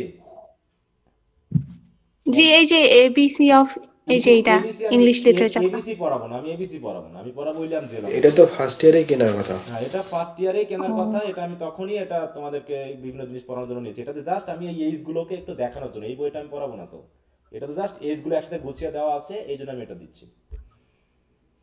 Okay sir. এবং এইজের নামকরণগুলো বা সালগুলো এই বই থেকে পরীক্ষায় মেনলি ধরে আর কি, অন্যান্য বই পড়তে গেলে কনফিউশন হয়ে যাবে, তার জন্য আমি এই বইটাকে একটু রেফার করছি।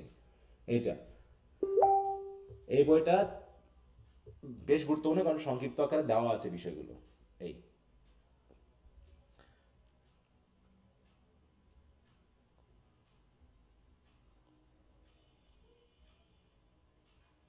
দাম 70 টাকা, বেশি না।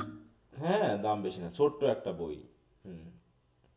ছোট একটা বই, বই থাকতে হবে, নিজের বই থাকতে হবে, ঠিক আছে? জীবনে বললাম না, তুমি যদি এখন 50,000 টাকা বেতনের চাকরি পাও, তুমি সারা বছর মিলে একটা 50,000 টাকা ব্যয় করবে না? 4 বছর মিলে, বলো? বই কিনে করে একটু ব্যয় করতে হবে। তুমি যদি এখন কিছু না করে, স্যার এখন কি পোস্ট মডার্ন পিরিয়ড চলছে? হ্যাঁ, পোস্ট মডার্ন, 1939 থেকে পরবর্তী পোস্ট মডার্ন, তারপরে আল্ট্রা মডার্ন আসবে হয়তো।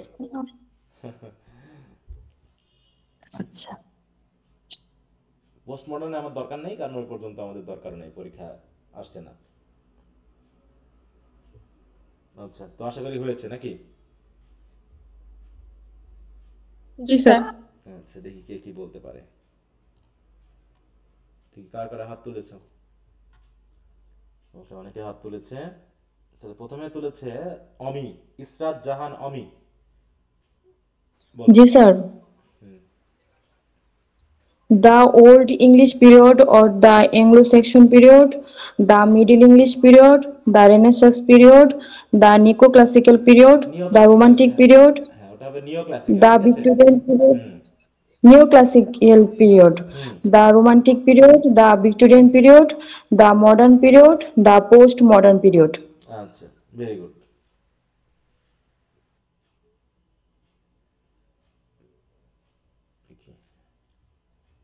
আর একজনকে ধরি।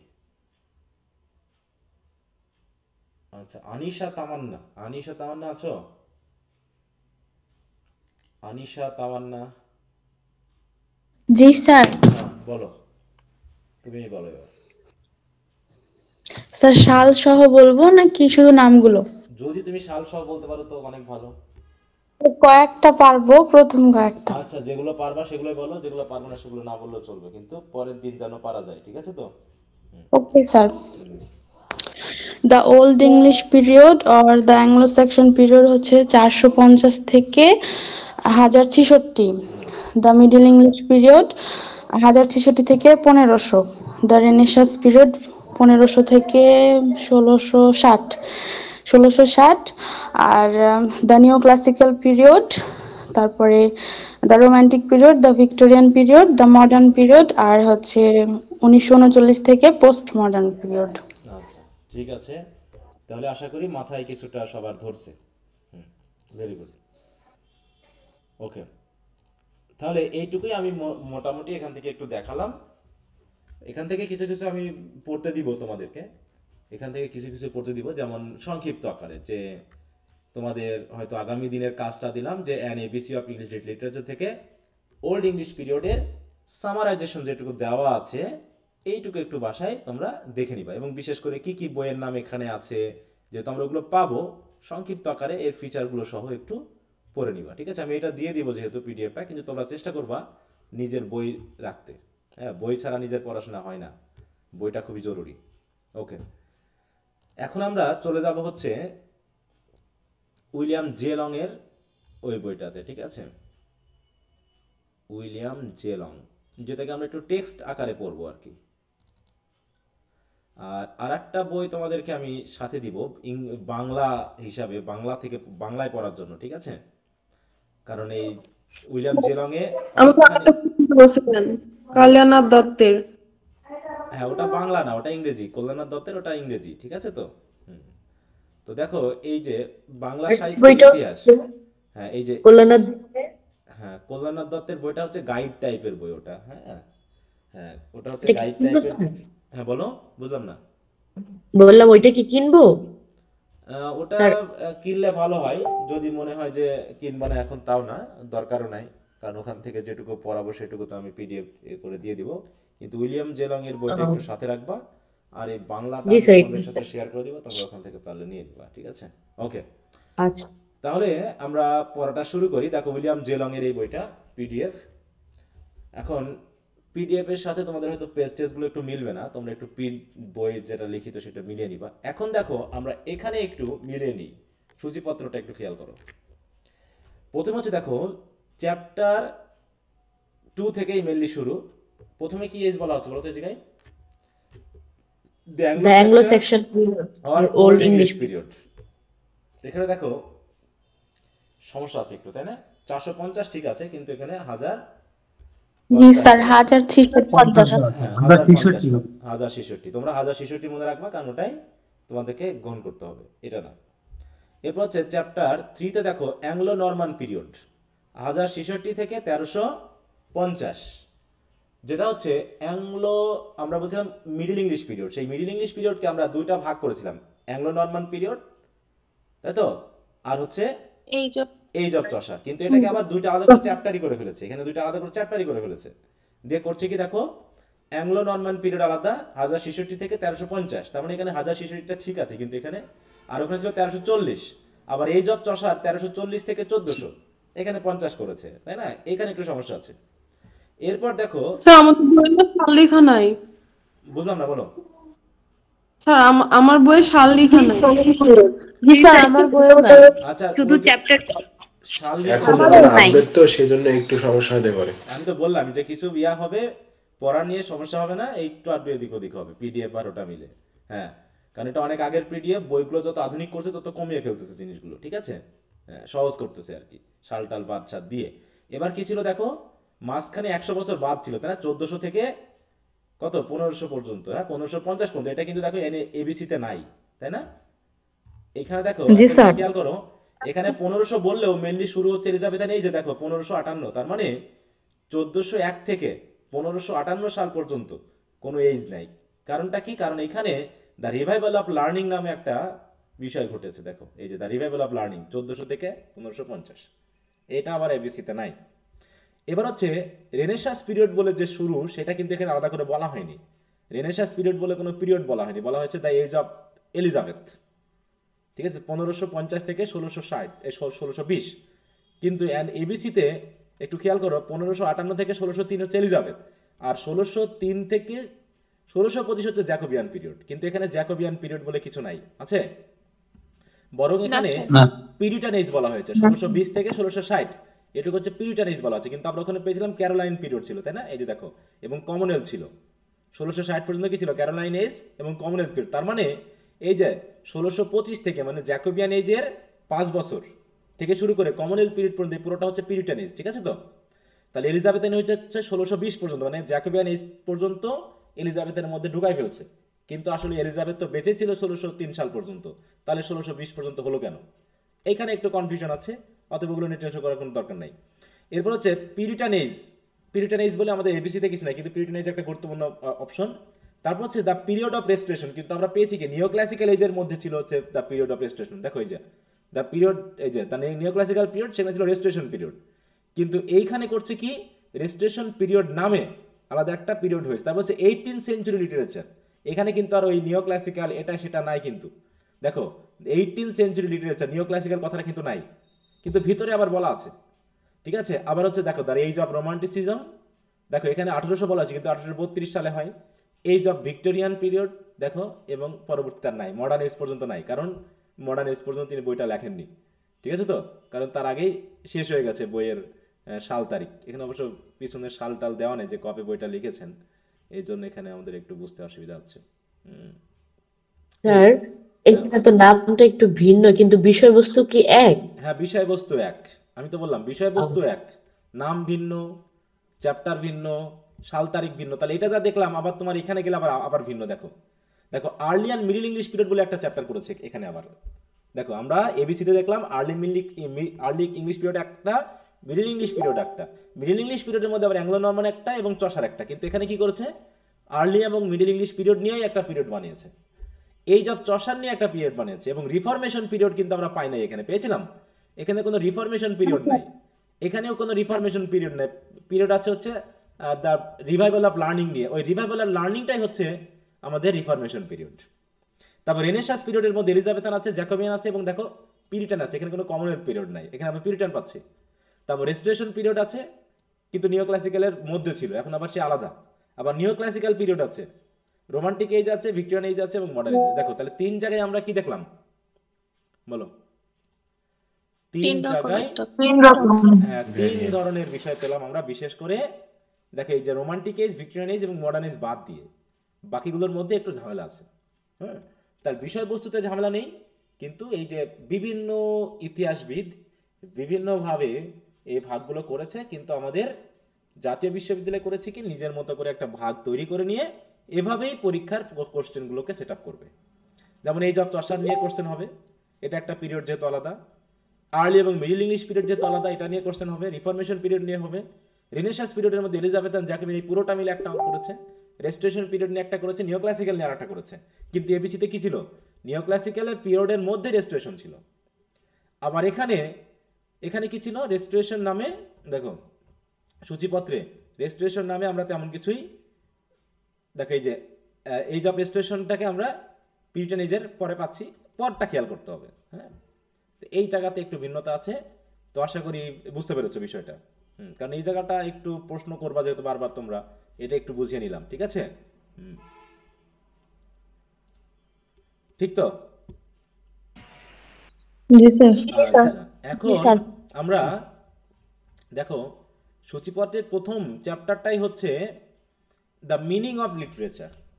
তো লিটারেচারের মিনিংটা কি সেটা আমরা পড়তে যাব না, এটা তোমরা একটু বাসায় নিজেরা একটু রিডিং দিবা, ঠিক আছে? আর এই বইটার ল্যাঙ্গুয়েজটা একটু আপডেটেড, হ্যাঁ একটু আপডেটেড, তোমরা একটু বিষয়গুলোকে ভালো করে খেয়াল করবা। বইয়ের একদম প্রিফেসটা পর্যন্ত পড়বা, হ্যাঁ প্রিফেসটা পর্যন্ত পড়বা। যে বই শুরু করবা সেই বইটা একদম শুরু থেকে শুরু করবা, কারণ এর ভিতরে অনেকগুলো ওয়ার্ড পাবা, অনেক কিছু বিষয় নিয়ে ধারণা পাবা, যেগুলো তোমাদের কাজে লাগবে। তো এগুলো আমি পড়তেছি না, কারণ এগুলো পরে আমি সময় নষ্ট করবো না, তোমরা একটু পারলে নিজেরা পড়ে নিবা। এখন এই জায়গাতে বিশেষ করে বলি, আমরা যেহেতু ফার্স্ট ইয়ারে বেশি সাহিত্যকর্ম পড়ি নাই, কিন্তু এই হিস্ট্রি বই পড়তে গিয়ে অনেক সাহিত্যকর্মের এরকম কিছু কোটেশন থাকবে।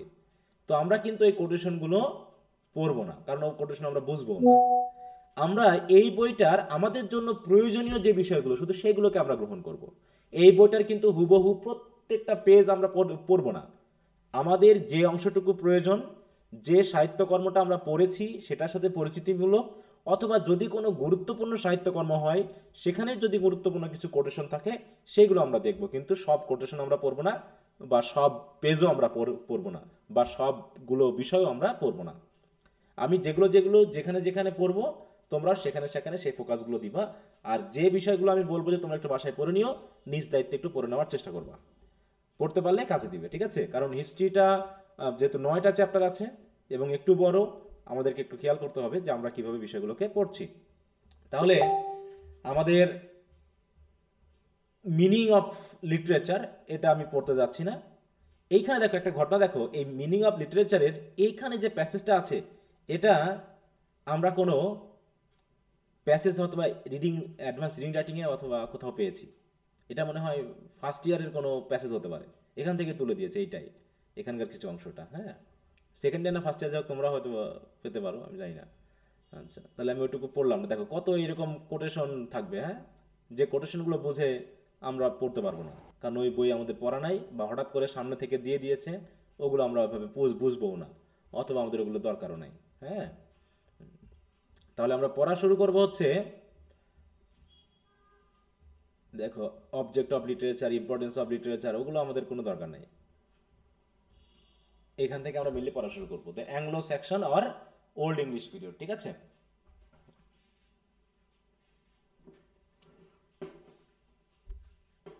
দেখো অ্যাংলো সেকশন পিরিয়ড কত সাল থেকে? 450 থেকে 1860। এখন একটা জিনিস খেয়াল করবা, আমরা যে ইতিহাসগুলো পাই এগুলো কার মাধ্যমে পাচ্ছি? রাজাদের মাধ্যমে, ডাক্তার ইঞ্জিনিয়ারদের মাধ্যমে, ইতিহাসবিদদের মাধ্যমে, নাকি লেখকদের মাধ্যমে? স্যার রাইটারদের মাধ্যমে, লেখকদের মাধ্যমে। এখন অনেক সময় হয়েছে কি সাহিত্যকর্ম রচনা হয়েছে কিন্তু কোনো ইতিহাসবিদ ছিল না তখন। তাহলে যদি ইতিহাসবিদ না থাকে তাহলে ইতিহাস পাবো নাকি আমরা সাহিত্যকর্মের মাধ্যমে শুধু গল্প পাবো? বলো তো কি পাবো?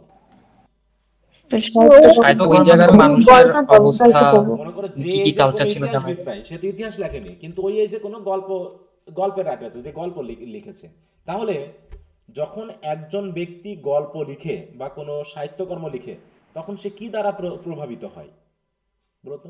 Nature, surroundings. সবসময় নেচার তো না, তার সমাজ, তার বিশ্বাস, ধর্মীয় বিশ্বাস, তাই না? আমি তো খ্রিস্টান, আমি যদি কোনো সাহিত্যকর্ম লিখতে চাই তাহলে আমি যদি ধর্মের কিছু কথা আসে, আমি কি তোমার ধর্ম ইসলাম বা হিন্দু থেকে আনতে পারবো? হিন্দু ধর্ম থেকে? তাহলে আমার ধর্ম থেকে তাই না? আমার ধর্ম দিয়ে আমাকে আলোচনা করতে, বা আমি যখন কোনো চরিত্র ক্রিয়েট করব তাহলে আমার নিশ্চয়ই আমার পরিবেশ, আমার গ্রাম বা আমার সমাজের ভিতর থেকেই তো আমি চরিত্র নিয়ে আসবো। নামগুলো খ্রিস্টান আসবে কিছুটা, বা বাঙালিয়ানা নাম আসবে, খাওয়া দাওয়ার বিষয় আসবে, তারপর যে তাদের আচার আচরণ, বিশ্বাসের বিষয়গুলো বা ধর্মীয় প্রোগ্রাম যেগুলো আছে সেগুলো নিশ্চয়ই ওই আমার ধর্ম থেকে আমি দেওয়ার চেষ্টা করবো, বা মিশ্রণ আনতে পারবো, যেহেতু আমি হিন্দু মুসলিম তা তো সবার সাথে মিশেছি, তাহলে ওই যতটুকু মিশে যতটুকু জানি ততটুকু আমি হয়তো দিতে পারবো, এর থেকে ডিপে তো আমি দিতে পারবো না, তাই না? তাই বলা হচ্ছে যে ওল্ড ইংলিশ পিরিয়ড যেটা পাচ্ছি এই সময়ে কোনো ইতিহাসবিদ জন্মায়নি, তাই ওই সময়ের ইতিহাস আমরা জানি না। কিন্তু ওই সময়ের ইতিহাসটা আমরা একটা সাহিত্যের কর্মের মাধ্যম দিয়ে জেনেছি। সেই সাহিত্যকর্মটার নাম হলো বিওলফ। ঠিক আছে তো?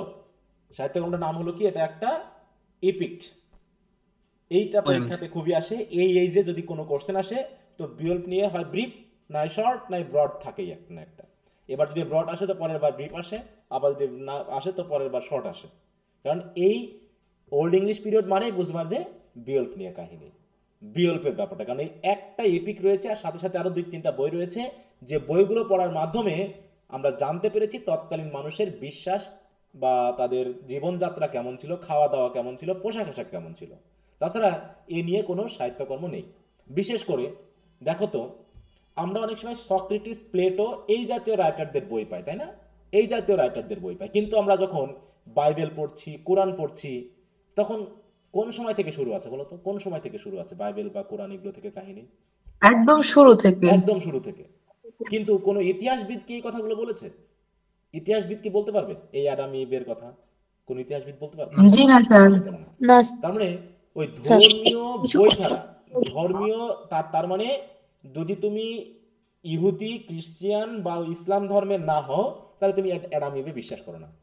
কোনো বুদ্ধিস্ট বা হিন্দু কি অ্যাডাম ইভে বিশ্বাস করবে? বলো।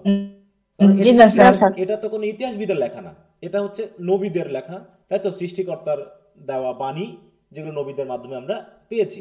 অতএব এটা যখনই আমরা পাচ্ছি তখন একটা নির্দিষ্ট গোষ্ঠীর জন্য পাচ্ছি। কোরআন শরীফ ইসলামের ধর্মের জন্য, বাইবেল বা ইঞ্জিল শরীফ যেটা আমরা বলি, বা এদিকে রয়েছে ওল্ড টেস্টামেন্ট, সেটা হচ্ছে ক্রিশ্চিয়ানিটির মাধ্যমে বা ইহুদি যারা বা জু যারা তাদের জন্য, তাই না? এইভাবে। কিন্তু যখন ইতিহাসটা কি কোনো নির্দিষ্ট ধর্মের জন্য না, এটা সকলের জন্য? সকলের জন্য। ইতিহাস আবার দেশভিত্তিক বা হচ্ছে বিশ্বভিত্তিক হলে এটা সবার জন্য, এটা আবার ধর্ম বর্ণ নির্বিশেষ সকলের জন্য এটা। আর ইতিহাস হচ্ছে কল্পনার তৈরি না, ইতিহাস হচ্ছে সত্য ঘটনা, আর সাহিত্যকর্ম হচ্ছে কল্পনার তৈরি। তাহলে বিউল যে সাহিত্যকর্মটা পাচ্ছি এটা নিশ্চয়ই ইতিহাস না। এর মাধ্যম দিয়ে কি আমরা পুরো সত্য কাহিনী জানতে পারবো ওই সময়ের জীবনযাত্রা সম্পর্কে? সত্য জানতে পারবো, তাই না? রাইটার যতটুকু সেই সময়ের চিন্তা ভাবনাটা এখানে প্রবেশ করিয়েছে, তাদের যুদ্ধ, তাদের খাওয়া দাওয়া, তাদের পোশাক আশাক সম্পর্কে, তাদের বিশ্বাস সম্পর্কে, ঠিক ততটুকু আমরা জানবো। যেমন সফোক্লিসের সময়ে, সফোক্লিস যে তোমরা তো পড়ছো, ইডিপাস পড়ছো তো, তাই না? তো ওই সময় যদি আমরা ধরি তাহলে সফোক্লিস যখন লিখেছে তখন কি গ্রিসে এই খ্রিস্টান ধর্ম বা ইসলাম ধর্ম বা হিন্দুইজমের বিশ্বাস ছিল ওই সময় ওখানে? না স্যার। তাহলে কি ধর্মে বিশ্বাসী ছিল তারা? তারা প্যাগানিজম। সফোক্লিস যদি আমরা দেখি, দেখো গ্রিক ট্র্যাজেডিয়ান, এনার যদি আমরা জন্ম মৃত্যু সালটা দেখি তাহলে দেখো হচ্ছে কি, দেখো 1497 থেকে 497 বা 96, তাই তো? বিসি থেকে 406 বা 405। তার মানে জিজাস ক্রাইস্টের জন্মের আরো কি বলবো 400 বছর আগে সে মারা গেছে। 400 বছর আগে মারা গেছে। 400 বছর আগে মারা গেছে। ঠিক আছে তো? তাহলে এই যে সফোক্লিস যখন লিখেছে গ্রিসে কিন্তু দেখো, গ্রিসে কিন্তু তার মানে আমরা কিন্তু কোরআন বা বাইবেলেও গ্রিসের বিষয় পাই না? কোরআন বা বাইবেলে কি গ্রিসের কথা বলা নেই? মিশর, গ্রিস এগুলো আছে না? জি স্যার। তাহলে বাইবেলে যদি আমরা গ্রিস, মিশর এগুলোর কথা পাই, আমার কথা হলো তাহলে সফোক্লিস, সক্রেটিস, প্লেটো এদের ভিতরে এই আমরা যে বিশ্বাসটা জানি, তাই তো, আমরা যে মানে নবীদের কথা জানি, এরা কেন জানলো না? কারণ আমাদের বাইবেল তো বা কোরআন তো এর আগের, আরো আগের, যদি আমরা বলি আরো আগের। কারণ আমরা সাল দিয়ে মাপতে পারছি না যে অ্যাডাম এবং ইভের জন্ম হয়েছিল কবে বা পৃথিবী কবে সৃষ্টি হয়েছিল, এটা আমরা কোনো মানে সাল বলতে পারতেছি না। কিন্তু নিশ্চয়ই এই সক্রেটিস, প্লেটোরও জন্মের অনেক আগে। তাহলে সক্রেটিস, প্লেটো এই বিশ্বাসগুলো মানে ওদের কাছে গেল না কেন? আমার এটা খুবই আশ্চর্যজনক মনে হয় যে তারা কেন ওই গ্রিক যে দেবদেবী ওদের কথার মধ্যে সীমাবদ্ধ থাকলো। এদের কাছে কি একটুও আভাস যায়নি? কিন্তু মানে বাইবেল বা কোরআনে তো আমরা গ্রিসের বিষয় পাচ্ছি, তারপর হচ্ছে মিশরের বিষয় পাচ্ছি, সিরিয়ার বিষয় পাচ্ছি, এই জায়গাটা, এই যে আরবীয় এই যে এলাকার, তাই তো, এইগুলোর বিষয় কিন্তু আমরা পাচ্ছি। তো যাই হোক, যেটা বললাম আর কি, যে বিশ্বাস, তাহলে সেই সময়ের মানুষের যা বিশ্বাস ছিল সেটাই উঠে এসেছে। তার মানে সফোক্লিসে আমরা যখন ইডিপাস রেস করছি তখনই আমরা বুঝতে পারছি যে ওই সময়ের মানুষের আমাদের যে ধর্মীয় বিশ্বাস সেটা ওদের ছিল না। ওদের ছিল হচ্ছে সেই জিউস, তাই তো, সেই জুপিটার, সেই মানে কি বলবো আরো যে সূর্য দেবতা ইত্যাদি যত রকমের দেবতা ছিল তাতেই তারা বিশ্বাসী ছিল। তার মানে ওই গল্পটা পড়ে আমরা ওই সময়ের মানুষের ইতিহাসটা কিন্তু জানতে পারছি। তাহলে ইতিহাস এক জিনিস আর আমাদের সাহিত্যকর্ম এক জিনিস। কিন্তু আপাতত আমরা হিস্ট্রি যখন পড়ছি তখন আমরা এই হিস্ট্রিটা এই প্রথম যে, কারণ যেহেতু কোনো ইতিহাসবিদ লিখে যায়নি তার জন্য আমাকে কি করতে হচ্ছে, এই বিওল্ফ নামক যে এপিকটা রয়েছে সেটা দেখেই আমাকে কিন্তু তৎকালীন মানুষের জীবনযাত্রা সম্পর্কে জানতে হচ্ছে। অর্থাৎ বিওল্ফটা কি? দেখো, here is the story of Beowulf, the earliest and the greatest epic or heroic poem in our literature. তাহলে এটা হচ্ছে সবচেয়ে শুরুর আর্লিয়েস্ট অ্যান্ড গ্রেটেস্ট এপিক। এটাকে আমরা ইংরেজি সাহিত্যের বলে মনে করতেছি, কিন্তু দেখা যাচ্ছে ভাষাটা ইংরেজি ধর্ম মানে ইংরেজি ভাষা কিন্তু ততক্ষণেও মানে একটা জাতীয় রূপ পায়নি। আজকে যে ইংরেজির এত রমরমা ভাব দেখতেছি, ঠিক আছে, তো আমরা যে রমরমা ভাব দেখতেছি, এই ইংরেজি ভাষা কিন্তু একসময় লো লেভেলের লোকের ভাষা ছিল, ঠিক আছে তো। এবং আমরা যে বিওল্ফ নামক যে সাহিত্যকর্ম পাচ্ছি এর যে ইংলিশ সেটা ওল্ড ইংলিশ ছিল, ওই ইংলিশ পড়ে বোঝার মতো ক্ষমতা আমাদের খুব কম, ঠিক আছে তো, যদি ওটা মডার্নাইজ করা হয়েছে গল্পটাকে। হচ্ছে it begins with a prologue which is not an essential part of the story. আমরা জানি এপিক বা ড্রামাতে একটা প্রোলগ দিয়ে শুরু হয়, তাই না? আমরা প্রোলগ পেয়েছিলাম কিনা ইডিপাসে? প্রোলগ বিগিনিং থাকে, তাই না, একটা শুরু থাকে, একটা ইন্ট্রোডাকশন থাকে। ইন্ট্রোডাকশনটাই হচ্ছে প্রোলগ, যদিও এটা এসেনশিয়াল পার্ট না, but which we review gladly for the sake of splendid poetical. অত আমাদের এগুলো জানার দরকার নেই, এগুলো নিয়ে আমরা কথা বলবো না, কারণ আমাদের বিওল্ফের সাহিত্য নিয়ে, তার গল্প নিয়ে আমাদের পরীক্ষা আসবে না। আমাদের পরীক্ষা আসবে যে এর মাধ্যম দিয়ে তৎকালীন সমাজটা কিভাবে উঠে এসেছে সেটা নিয়ে, ঠিক আছে, তৎকালীন সমাজটা কিভাবে উঠে এসেছে সেটা। কিন্তু ওই কথাগুলো আমাদের এখানে বলা নেই, এই হিস্ট্রি বইয়ে বলা নেই, কিন্তু কোনো বইয়ে বলা নেই।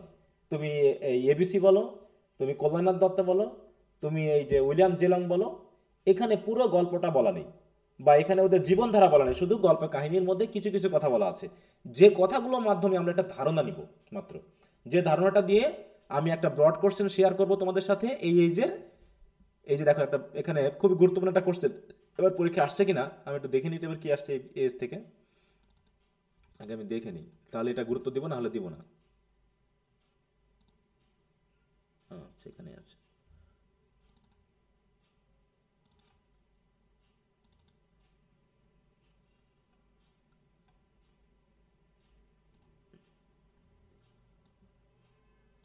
আচ্ছা, তার মানে বিওল্ফ থেকে এবার কোশ্চেন পার্সিতে আসেনি, তার মানে এবার তোমাদের জন্য কিন্তু এটা খুবই গুরুত্বপূর্ণ, ঠিক আছে। এটা কিন্তু খুবই গুরুত্বপূর্ণ বিওল্ফের ব্যাপারটা। বিওল্ফ থেকে কোশ্চেন এবার দেয়নি। তাহলে এখানে যে কোশ্চেনটা আছে, স্যার আমাদের পরীক্ষাটা কোন মাসে হতে পারে? হাই রে, এই প্রশ্নের উত্তর কি আমি দিতে পারি বলো তো? কখনো কি দেওয়া যায়? হ্যাঁ, তোমাদের শুরুই হলো মাত্র 3 মাস, তোমরা এখনো পরীক্ষা নিয়ে টেনশনে আছো। কিছু হইতে পারে। শুনতেছিলাম। এখন কিসের, এখন পড়াশোনা শুরু করলে তুমি এখন পরীক্ষা নিয়ে টেনশনে পড়ে গেছো। পরীক্ষা হলে হতে পারে অক্টোবর থেকে ডিসেম্বরের মধ্যে, সেটা ফার্স্ট ইয়ারের পরীক্ষা কবে হবে তার উপর ডিপেন্ড করতেছে। ঠিক আছে, অক্টোবর থেকে ডিসেম্বর এর ভিতরে মেনলি পরীক্ষাটা হয় তোমাদের পরীক্ষা। হ্যাঁ, ওকে স্যার। আর এক্স্যাক্টলি আমি জি। এটা জাতীয় বিশ্ববিদ্যালয়ের বিষয়ে এক্স্যাক্টলি বলা সম্ভব না কখনোই। আচ্ছা, তো যাও, ওটা বাদ দিলাম। বলতেছে দেখো, গল্পের যেহেতু এখানে পুরো গল্পটা বলা নেই, সংক্ষিপ্ত একটা গল্প বলা আছে, তো এই সংক্ষিপ্ত গল্পের কিছু কিছু বিষয় আমরা একটু জানি। গল্পটা হয়তো পরীক্ষা আমি লিখবো না, কিন্তু গল্পের মাধ্যম দিয়ে যে তাদের জীবনধারা, বিশ্বাসের কথা আসছে সেটা এখানে উঠে আসবে। দেখো, অ্যাট এ টাইম, গল্পটা শুরু হবে, when the Spear Danes were without a king. Spear Danes কি আমরা এইটুকু পরীক্ষা বুঝবো, এটা জায়গার নাম, এটা রাজ্যের নাম নাকি, এটা রাজ্যের নাম। উইদাউট আ কিং মানে বুঝতে হবে যে এক সময় ছিল যখন Spear Danes were without a king, কোনো রাজা ছাড়াই ছিল। ওই সময় কি হলো, a ship came sailing into the harbour. হঠাৎ করে দেখা গেল কি একদিন একটা জাহাজ, তাই তো, ভাসতে ভাসতে তাদের যে পোতাশ্রয় বা হারবারে এসে থামলো। It was filled with treasures and weapons of war. আর এতে ছিল কি একদম বিভিন্ন ট্রেজার এবং ওয়েপন পূর্ণ। আচ্ছা, আমি একটু সময় নিই, তোমাদের 15 মিনিট পরে শুরু করেছি, আমি পরের ব্যাচটাকে একটু নিষেধ করে দিই। 8:45 আমি তোদের ক্লাসটা নিব।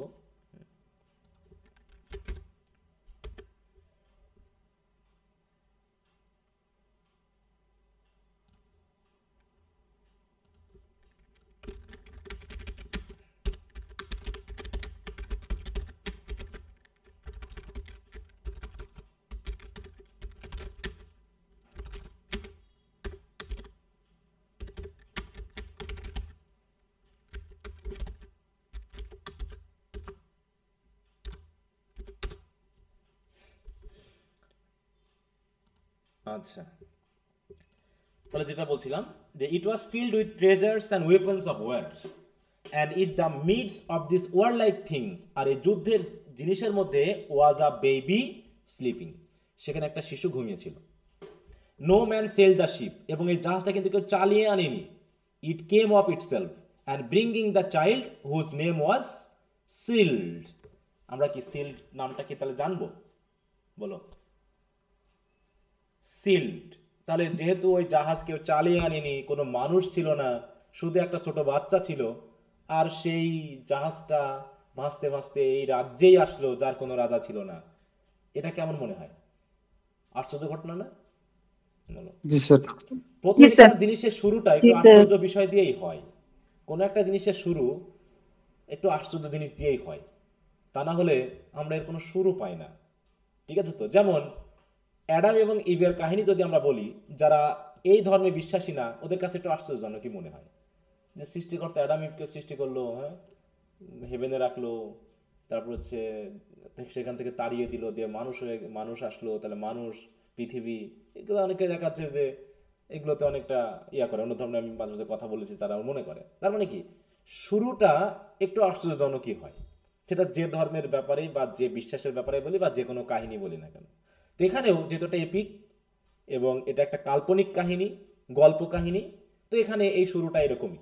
এখন এর ব্যাকগ্রাউন্ডে আমরা আর কিছু জানি না। এরপর হচ্ছে তাহলে নামটা হলো কি, যে ব্যক্তি আসলো, যে ছোট বাচ্চা, এবং তার যে দেশটার নাম হচ্ছে Spear Danes. Now Scyld grew and became a mighty warrior, তাই তো, মোটামুটি সিল্ড শরীরে বড় হতে থাকলো অ্যান্ড শক্তিশালী একজন যোদ্ধা হয়ে গেল। And led the Spear Danes for many years, এবং তাই তো তাদের রাজা হিসাবে সে ওই স্পেয়ারডেন্সকে অনেক দিন শাসন করলো। হোয়েন হিজ সান বিওলফ, এবার তার একটা ছেলেও হয়েছিল। দেখো, গল্প তো মানে সামারি রিলেটেড, এই জন্য খুব দ্রুত বলা হচ্ছে। Son Beowulf had become strong and wise enough to rule the, তাই তো, রুল করার চেষ্টা করলো। দেন ওয়ার্ড বা fate who speaks but once to a man, তাই তো, any man came and stood at hand and it was time for seal। এটুকু মানে হলো ছেলে বড় হয়ে গেল, আর ভাগ্য, ফেট বা ডেথ, ডেথ মানুষের কাছে কয়বার আসে? একবারই আসে। সে আসলো এবং তাকে নিয়ে চলে গেল, বলতে it was time for Scyld to go, তাহলে সিল্ডের যাওয়ার সময় হয়ে গেল। তার মানে কি এখানে কিভাবে তাদের কবর দিল সেই নিয়ে অনেক গল্প কাহিনী আছে, ওটা দরকার নেই। তো মোটামুটি চলে গেল। তাহলে সিল্ডের কাহিনী শেষ। তার ছেলের নাম হলো কি? বিওল্ফ, তাই তো? এখান থেকে তার মেইনলি কাহিনী শুরু। One of Scyld's descendants was, দেখো, Hrothgar, ROTH, Hrothgar, king of Danes.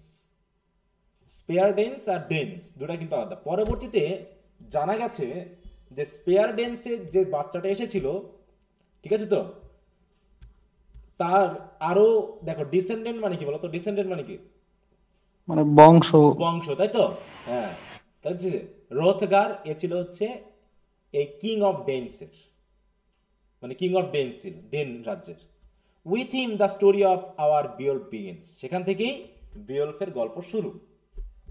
বলছে Hrothgar in his old age had build near the sea a mead hall called, দেখো, হেরত। তাহলে হেরত নামে সে একটা হল বানিয়েছিল। মিড হল মানে হচ্ছে যেখানে তারা মোটামুটি আনন্দ মজা করবে, থাকবে ওল্ড বয়সে। The most splendid hall in the world, whole world, where the king and his then gathered nightly to feast. এই দেন মানে বুঝো তো, TSNE, এটা আমরা পাবো হচ্ছে ম্যাকবেথ থার্ড ইয়ারে অবশ্য। দেন, দেন মানে কি? কিং এবং দেন।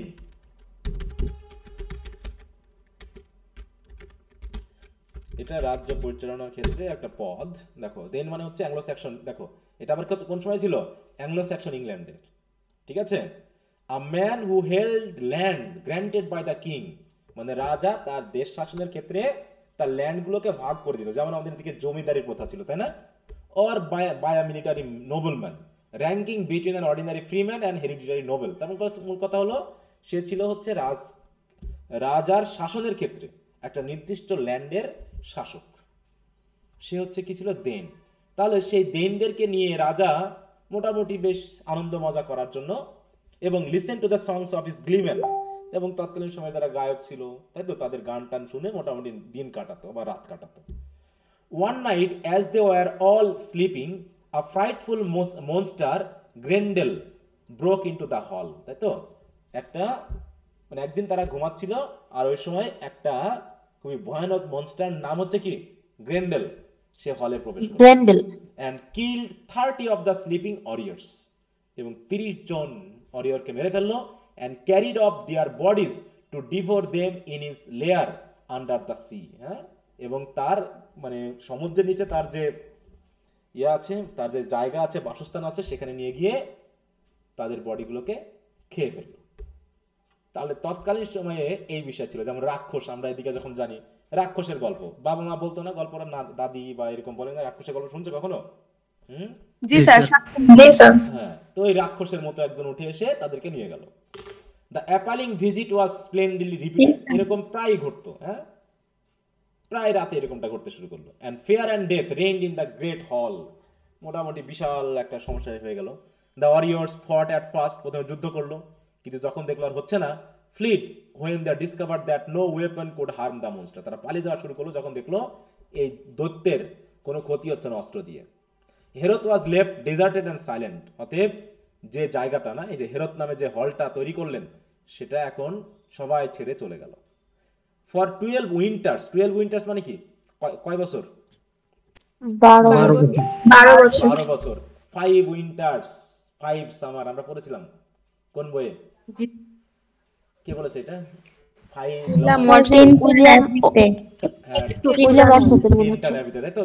উইন্টার্স মানে হচ্ছে 12 বছর। 12 উইন্টার 12 বছর। গ্রেন্ডেলস হরাইবল রেইডস কন্টিনিউ চলতে থাকলো, and joy was changed to mourning among the Speardens. At last the rumor of Grendel crossed over the sea to the land of Gits, এটা আরেকটা জায়গা, হ্যাঁ, তৎকালীন সময় তো যাতায়াত চলতো না বেশি, তাহলে এই যে 12 বছর ধরে যে গ্রেন্ডেলের এই কাহিনী চলছে, এটা সমুদ্র পেরিয়ে আরেকটা যে দেশ ছিল গিটসে পৌঁছালো। Where a young hero dwelt in the house of his uncle king Hygelac, তাই তো? এই হাইজেল্যাকের সাথে থাকতো একটা ইয়ং ম্যান। এই ইয়ং ম্যানটাকে বিওলফ ওয়াজ হিজ নেম, তার নাম ছিল কি? Beowulf. A man of immense strength and courage, খুব সাহসী ব্যক্তি ছিল সে। And a mighty swimmer who had developed his powers fighting the nickers, whales, walrus and seals, মানে সমুদ্রের যে সকল মাছ বা প্রাণী ছিল তাদের সাথে সে যুদ্ধ করার মতো ক্ষমতা সে অর্জন করেছিল। Even in the ice bound northern sea, হ্যাঁ, ঠান্ডা নর্দার্ন সিতেও সে সাঁতরাতে পারতো, এরকম একটা ক্ষমতা হয়ে এলো। When he heard the story, Beowulf was tired to go and fight the monster and free the Danes who were his father's friend. হ্যাঁ, কারণ সে চাচ্ছিল যে ডেনস যেহেতু তার বাবার রাজ্য, অতএব তার বাবার, হ্যাঁ, যে ফ্রেন্ডস রাজারা ছিল তাদেরকে সে রক্ষা করতে চাইল। With 14 companions he crossed the sea, এরকম 14 জন সঙ্গে নিয়ে গেল। There is an excellent bit of ocean poetry, এটা নিয়ে একটা বড় কবিতা আছে, তো ওটা আমরা পড়বো না। বলছে উই গেট, এই জায়গায় একটু আমরা খেয়াল করবো, এই জায়গাতে একটু আছে, দেখো, we get a vivid idea of hospitality of a brave people by following the poet's description of Beowulf's meeting with king, দেখো, রোদকার অ্যান্ড কুইন ওয়েলদু, নাকি? তাহলে কুইন ওয়েলদু এবং কিং রোদকারের সাথে যখন দেখা হলো তখন তারা কিভাবে তাদেরকে আপ্যায়ন করলো সেটা নিয়ে একটা বিশাল কাহিনী রয়েছে। and of the joy and feasting and storytelling in হেরত, এবং তারা সেখানে শেয়ার করলো যে হেরতে কিভাবে কি হতো। The picture of Wealhtheow passing the mead cup to the warriors with her own land is a noble one, সে যে তার ওয়ারিয়র, দেখো ওয়েলদু কি করলো, ওয়েলদু কে কুইন না, সে কি করছিল, ওয়েলদু মানে ওয়েলদু মানে কি কুইন নিজে এসে, দেখো কুইন নিজে এসে, দেখো অন্যান্য আমরা জানি যে কুইনরা সহজে আসে না বা সার্ভ করে না বা আপ্যায়ন করে না, কিন্তু কুইন নিজে বলছে the picture of Wealhtheow passing the mead cup to the ওয়ারিয়রদের সে নিজ হাতে with her own hand is a noble one, যে রানীও যে তার যোদ্ধাদেরকে আপ্যায়ন করছে সেটাও নির্দেশ করছে যে সে কতটুকু মহৎ ছিল। And plainly indicates the reverence paid by this strong men to their wives and mothers, এবং এই ওয়ারিয়ররা যে মেয়েদেরকে সম্মান জানাতো তারও একটা চিহ্ন এই গল্পে আছে, যদি আমরা পুরোটা পারছি না কারণ এখানে এটা নিয়ে অনেক বড় ডেসক্রিপশন আছে। নাইট কামস অন, নাইট আসলো যখন পৌঁছালো Beowulf. The fear of Grendel is again upon the Danes, আবার ডেনে আসলো। All withdraw after the king has warn Beowulf of the frightful danger of the sleeping in the hall. হ্যাঁ, রাজা তো already বলে দিয়েছে বিওলফকে যে তোমার এই হলে ঘুমানো যাবে না, রাত আসলেই এই মনস্টারটা আসে, অথবা আমরা রাতে এখানে থাকতে পারি না, তাই বললো যে তুমি এখানে থেকো না। কিন্তু কি হলো, but Beowulf lies down with his warriors, saying proudly that since weapons will not avail against the monster, যেহেতু ওয়েপন দিয়ে কোনো কাজ হবে না, he will grapple with him bare-handed, সে নিজে তার হাত দিয়ে তার গলা চেপে ধরবে, and trust to a warrior strength, হ্যাঁ, তাই বললো যে আপনি অন্তত আমার মানে আমাদের যে যোদ্ধারা আছে এদের শক্তিতে একটু বিশ্বাস করেন। তো যাই হোক, রাত আসলো, দেখো ফোর্থ ফর্মস দ্য ফেন্স, সমুদ্র থেকে উঠে আসলো, from the misty moorlands Grendel came gliding, ধীরে ধীরে উঠে আসলো, হ্যাঁ, এবং গডস রথ হি বোর, গডের রাগ যেমন মানুষের উপরে আসলে যেমন হয় বজ্রপাত, হ্যাঁ, ধ্বংস দিয়ে দেয়, সেরকম ভাবে সে আসলো। দেখো came under cloud until he saw clearly, হ্যাঁ,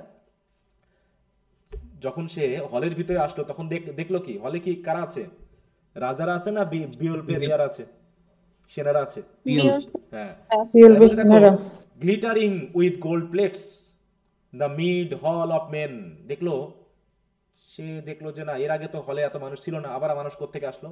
অতএব ডাউন ফেল দ্য ডোর দো ফাস্টেন উইথ ফায়ার ব্যান্ডস, বলছে ফায়ার ব্যান্ড দিয়ে বাধা থাকলেও সে দরজা ভেঙে ফেললো। Open it sprang at the stroke of his পা, তার হাতের থাবাতে পুরো দরজা ভেঙে চুরমার হয়ে গেল, এবং সে রাগে, দেখো swollen with rage burst in the bell bringer and flamed in his eyes a fierce light likes fire, তার চোখ দিয়ে যেন আগুনের মতো লাইট বাড়াতে থাকলো, রেগে সে শেষ। কারণ কি, সে দেখতেছে হলে অনেক মানুষ। At the sight of men again sleeping in the hall Grendel লাফ ইন হিজ হার্ট, সে খুব খুশি হলো, যে মনে করলো ভালো আবার খাবার দাবার হবে আর কি। He sees the nearest sleeper, crushes his bone case with a bite and tear his limb from limb and swallows him.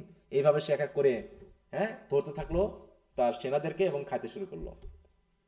Then he creeps to the couch of Beowulf, তারপরে আস্তে আস্তে সে বিওলফের কাছে গেল।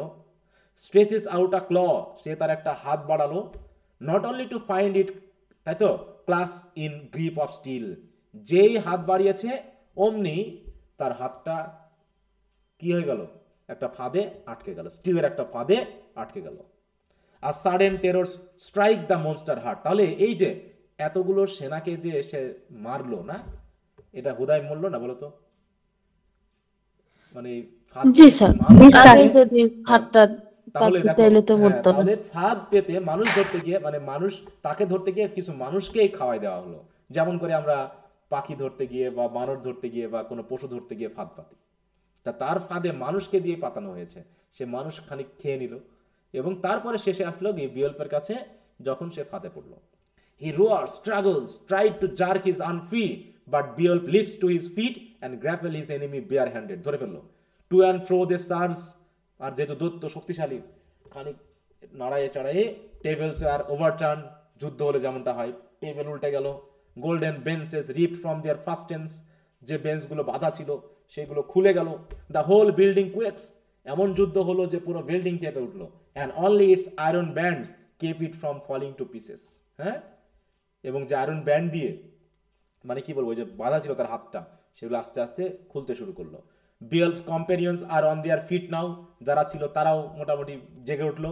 Hacking vainly at the monster with sword and battle axe, তারা কাটতে শুরু করলো মনস্টারকে। কিন্তু কেটে কি লাভ হবে? কারণ অস্ত্র দিয়ে তো হত্যা করা তাকে যাবে না, তাই না? Adding their shouts to the crashing of furniture and the howling war song of Grendel. Outside in the town the Dane stand shivering at the uproar. আর এগুলো দেখে ডেন শহরের মানুষগুলো তো মোটামুটি কাঁপছে ভয়ে। Slowly the monster struggle to the door, dragging Beowulf whose finger crack with the strain but who never relax his feet. হ্যাঁ, দৈত্যটা মোটামুটি বিয়ল্ফকে টানতে টানতে নিয়ে হলের বাইরে চলে আসলো, যদিও তার আঙ্গুল ভেঙে যাচ্ছে। দেখো, whose finger crack with the strain, এই চাপে তার আঙ্গুল ক্র্যাক করতেছে, ভেঙে যাওয়া উপক্রম হচ্ছে, তারপরও সে তার কি যে গ্রিপ বা থাবা সেটা সে ছাড়ছে না। Suddenly a wide open wound open in the monster side, the sinew snap and the whole arm is wrenched off at the shoulder. মানে কি করলো, পুরো বিয়ল্ফ মানে দৈত্যের হাতটা মুচড়িয়ে, রেঞ্জ মানে কি মোচড় দিয়ে পুরো ছিঁড়ে ফেললো তার শোল্ডার থেকে। হ্যাঁ, and Grendel escape the shrinking across the moor and plunge into the sea to die. সেখানে দৌড়ে সে চিৎকার করতে করতে সে সমুদ্রে ডুব দিয়ে চলে গেল। Beowulf first exerts in his night work, এটিও তো বিয়ল্ফ মহা খুশি। Then he hangs the arm with its terrible claws from a cross beam over the king seat. হ্যাঁ, এই যে বিয়ল্ফের যে হাত যেটা সে ছিঁড়ে নিয়েছে, সরি গ্রিন্ডেলের, সেটা সে রাজার যে সিট আছে সেই সিটের উপরে সুন্দর করে টাঙিয়ে রাখলো। যেমন করে মানুষ কি করে, কোনো শিকার করলো, যেমন তার চামড়া তার দেয়ালে টাঙিয়ে রেখে প্রমাণস্বরূপ, হরিণের চামড়া, বাঘের চামড়া, তখন সেভাবে টাঙিয়ে রাখলো। At daylight came the Danes, আবার যখন দিন শুরু হলো, অল ডে লং তারা খুব মজা করলো। In the intervals of singing, story telling, speech making, gift giving, এগুলো খেয়াল রাখবো কারণ এই কথাগুলো আসবে যে তৎকালীন কালচারটা কেমন ছিল। They return to wonder at the mighty grip of Grendel. আবারও যখন রাত আসলো শুরু হলো সে একই ঘটনা নাকি।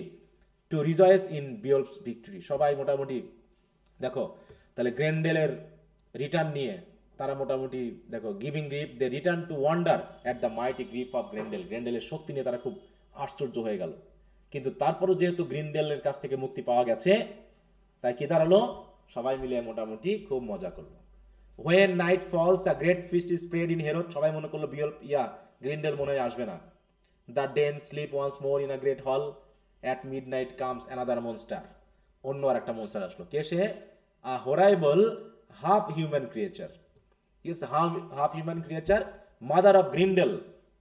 কেটা সে বলো তো? গ্রিন্ডেলের মাদার অফ গ্রিন্ডেল আসলো। সে কেমন, হাফ হিউম্যান নাকি? মাদার অফ গ্রিন্ডেল আসলো। রেইজিং টু অ্যাভেঞ্জ হার অফস্প্রিং, তার সন্তানের প্রতি প্রতিশোধ নেওয়ার জন্য।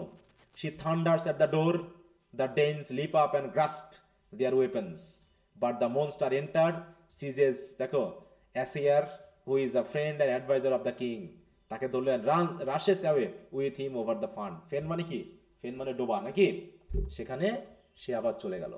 আবার সেই ওল্ড সিন শুরু হয়ে গেল। The old scene of sorrow are renewed in the morning, but Beowulf says simply, Beowulf বলছে, sorrow not wise men, it is better for each that his friend he avenge than that he mourn much. হ্যাঁ, বলতেছে এটা ভালো যে বন্ধুর মৃত্যুতে mourn করার থেকে প্রতিশোধ নেওয়াটা আমাদের জন্য বেশি জরুরি। সুতরাং আমরা সবাই কি করবো? Each of us shall the end wait of worldly life. বলছে একসময় তো আমাদের মৃত্যু হবেই, কিন্তু let him who may gain honour ere death. তাকে এই কবিতার দরকার। তার মানে কি, তারা অনারের আগে কি মৃত্যুর আগে কাকে গুরুত্ব দিচ্ছে? অনারকে গুরুত্ব দিচ্ছে না, যে আমরা মরবো তবে মৃত্যু সাথে সাথে আমাদের কি সম্মানজনক মৃত্যু হতে হবে। সুতরাং that is for a warrior when he is dead afterwards best. বলছে যখন একজন ওয়ারিয়রের জন্য মৃত্যুর আগে বরং তার সম্মানজনক মৃত্যুটা আগে দরকার। Arise kingdom guardian, let us quickly go to view the track of Grendel's kinsman, মানে তার মাকে এখন দেখতে হবে। সে কে? I promise it thee he will not escape, সে এখান থেকে মুক্তি পাবে না। নর ইন আর্স বুজুম, নর ইন মাউন্টেন উড, সে যেখানে থাকুক, nor in ocean's depths, go where he will, সে যেখানে যাক না কেন তাকে আমি খুঁজে বার করবই করব এবং তাকে শাস্তি আমি দিবই। Then he guards himself for the new fight and follow the track of the second enemy across the fence. আবার সে আগের মতো আবার ফাঁদ পাততে শুরু করলো। Here is Rothgar's description of the place where lives the monster, spirit of Elsewhere. হ্যাঁ, এখানে ওই যে গ্রিন্ডেলের মা বা গ্রিন্ডেলরা যেখানে থাকে তার একটা এখানে বিশেষ বর্ণনা রয়েছে। ঠিক আছে, তো যাই হোক, এটা শোনার পর বিয়ল্প সমুদ্রে, যেহেতু বিয়ল্পের একটা ক্ষমতা আছে তাই না, সে যেহেতু সমুদ্রে সাঁতার কাটতে পারে, তাই তো হোয়েলদের সাথে সে যুদ্ধ করতে পারে, তাই সে কি করলো, সে দেখো Beowulf plunge into the horrible place, plunge মানে কি ডুব দেওয়া, while his companion wait for him on the shore, যেখানে তার বন্ধুরা শোরে অপেক্ষা করছে তার জন্য। For a long time he sinks through the flood, then as he reaches bottom, Grendel's mother rushes out upon him and drags him into the cave. Grendel's mother বেরিয়ে এসে তাকে টেনে নিয়ে চলে গেল কেভের ভিতর। War C monster swarm at him, যেখানে অসংখ্য মনস্টার, সোয়ার্ম মানে কি একদম দল বেঁধে চলে আসলো, ফ্রম বিহাইন্ড অ্যান্ড নেস his armour with their tusk. হ্যাঁ, তাদের যে দাঁত আছে তা দিয়ে কামড়াতে শুরু করলো। বুঝতে পারছো? The age of his sword is turn with the mighty blow he deals the merewife. Merewife মানে গ্রিন্ডেলের মাকে বোঝাচ্ছে। But it harm not the monster, কিন্তু মনস্টারের কোনো ক্ষতি হচ্ছে না। কাস্টিং দ্য ওয়েপন অ্যাসাইড, সে ওয়েপন ফেলে দিয়ে হি গ্রিপস হার, সে একইভাবে ধরলো, and tries to hurl her down while her claws and teeth clash upon her corslet but cannot penetrate the steel rings. হ্যাঁ, ক্ল মানে কি তার যে দাঁত, তার যে হাত মানে গ্রিন্ডেলের মায়ের, সেগুলো দিয়ে সে কামড়াতে চাইলো, কিন্তু যেহেতু আর্মার পরে আছে, স্টিলের ড্রেস পরে আছে বিয়ল্প, তার কোনো ক্ষতি হচ্ছে না। She throws her bulk upon him and crushes him down, draws a short sword, ইত্যাদি। যাক, এভাবে তোমার মোটামুটি মারামারি করছে। এইভাবে struggling up he seizes the weapon and wears it and bring down a crashing blow upon the monster neck, একদম ঘাড়ের উপরে তার অস্ত্রটা বসায় দিল। It smashes through the ring bones, the midwives fall and the fight is on. তো তাহলে কি হলো, মাথা পুরো তার ভাগ হয়ে গেল। কার? গ্রিন্ডেলের মায়ের, নাকি? মায়ের পতন হলো এবং যুদ্ধে কে জিতে গেল? বিয়ল্প জিতে গেল, নাকি? The cave full of treasures. আচ্ছা, আমি আজকে এই পর্যন্ত রাখতে হচ্ছে যেহেতু পরের ব্যাচটা আছে। তোমরা একটু এই বই থেকে যতটুকু পারো গল্পটা একটু পড়ে নিও, ঠিক আছে? কবিতা লাইনগুলো দরকার নেই, মাঝে মাঝে গল্পের ধারাবাহিকতা একটু দেখে নিবা। যদি কোনো সমস্যা হয় আগামী দিনে আমি আলোচনা করবো, ঠিক আছে? তো ঠিক আছে, সবাই ভালো থাকো। হ্যাঁ, বলো। এখানে অনার ডেথ বলতে কি স্যার যুদ্ধ করে যে, হ্যাঁ, মানে যুদ্ধে করতে মারা যাওয়া, হ্যাঁ, যুদ্ধ করতে করতে মারা যাওয়া। আচ্ছা, তো ঠিক আছে, সবাইকে গুড নাইট, বাই। আসসালামু আলাইকুম স্যার। ওয়ালাইকুম আসসালাম।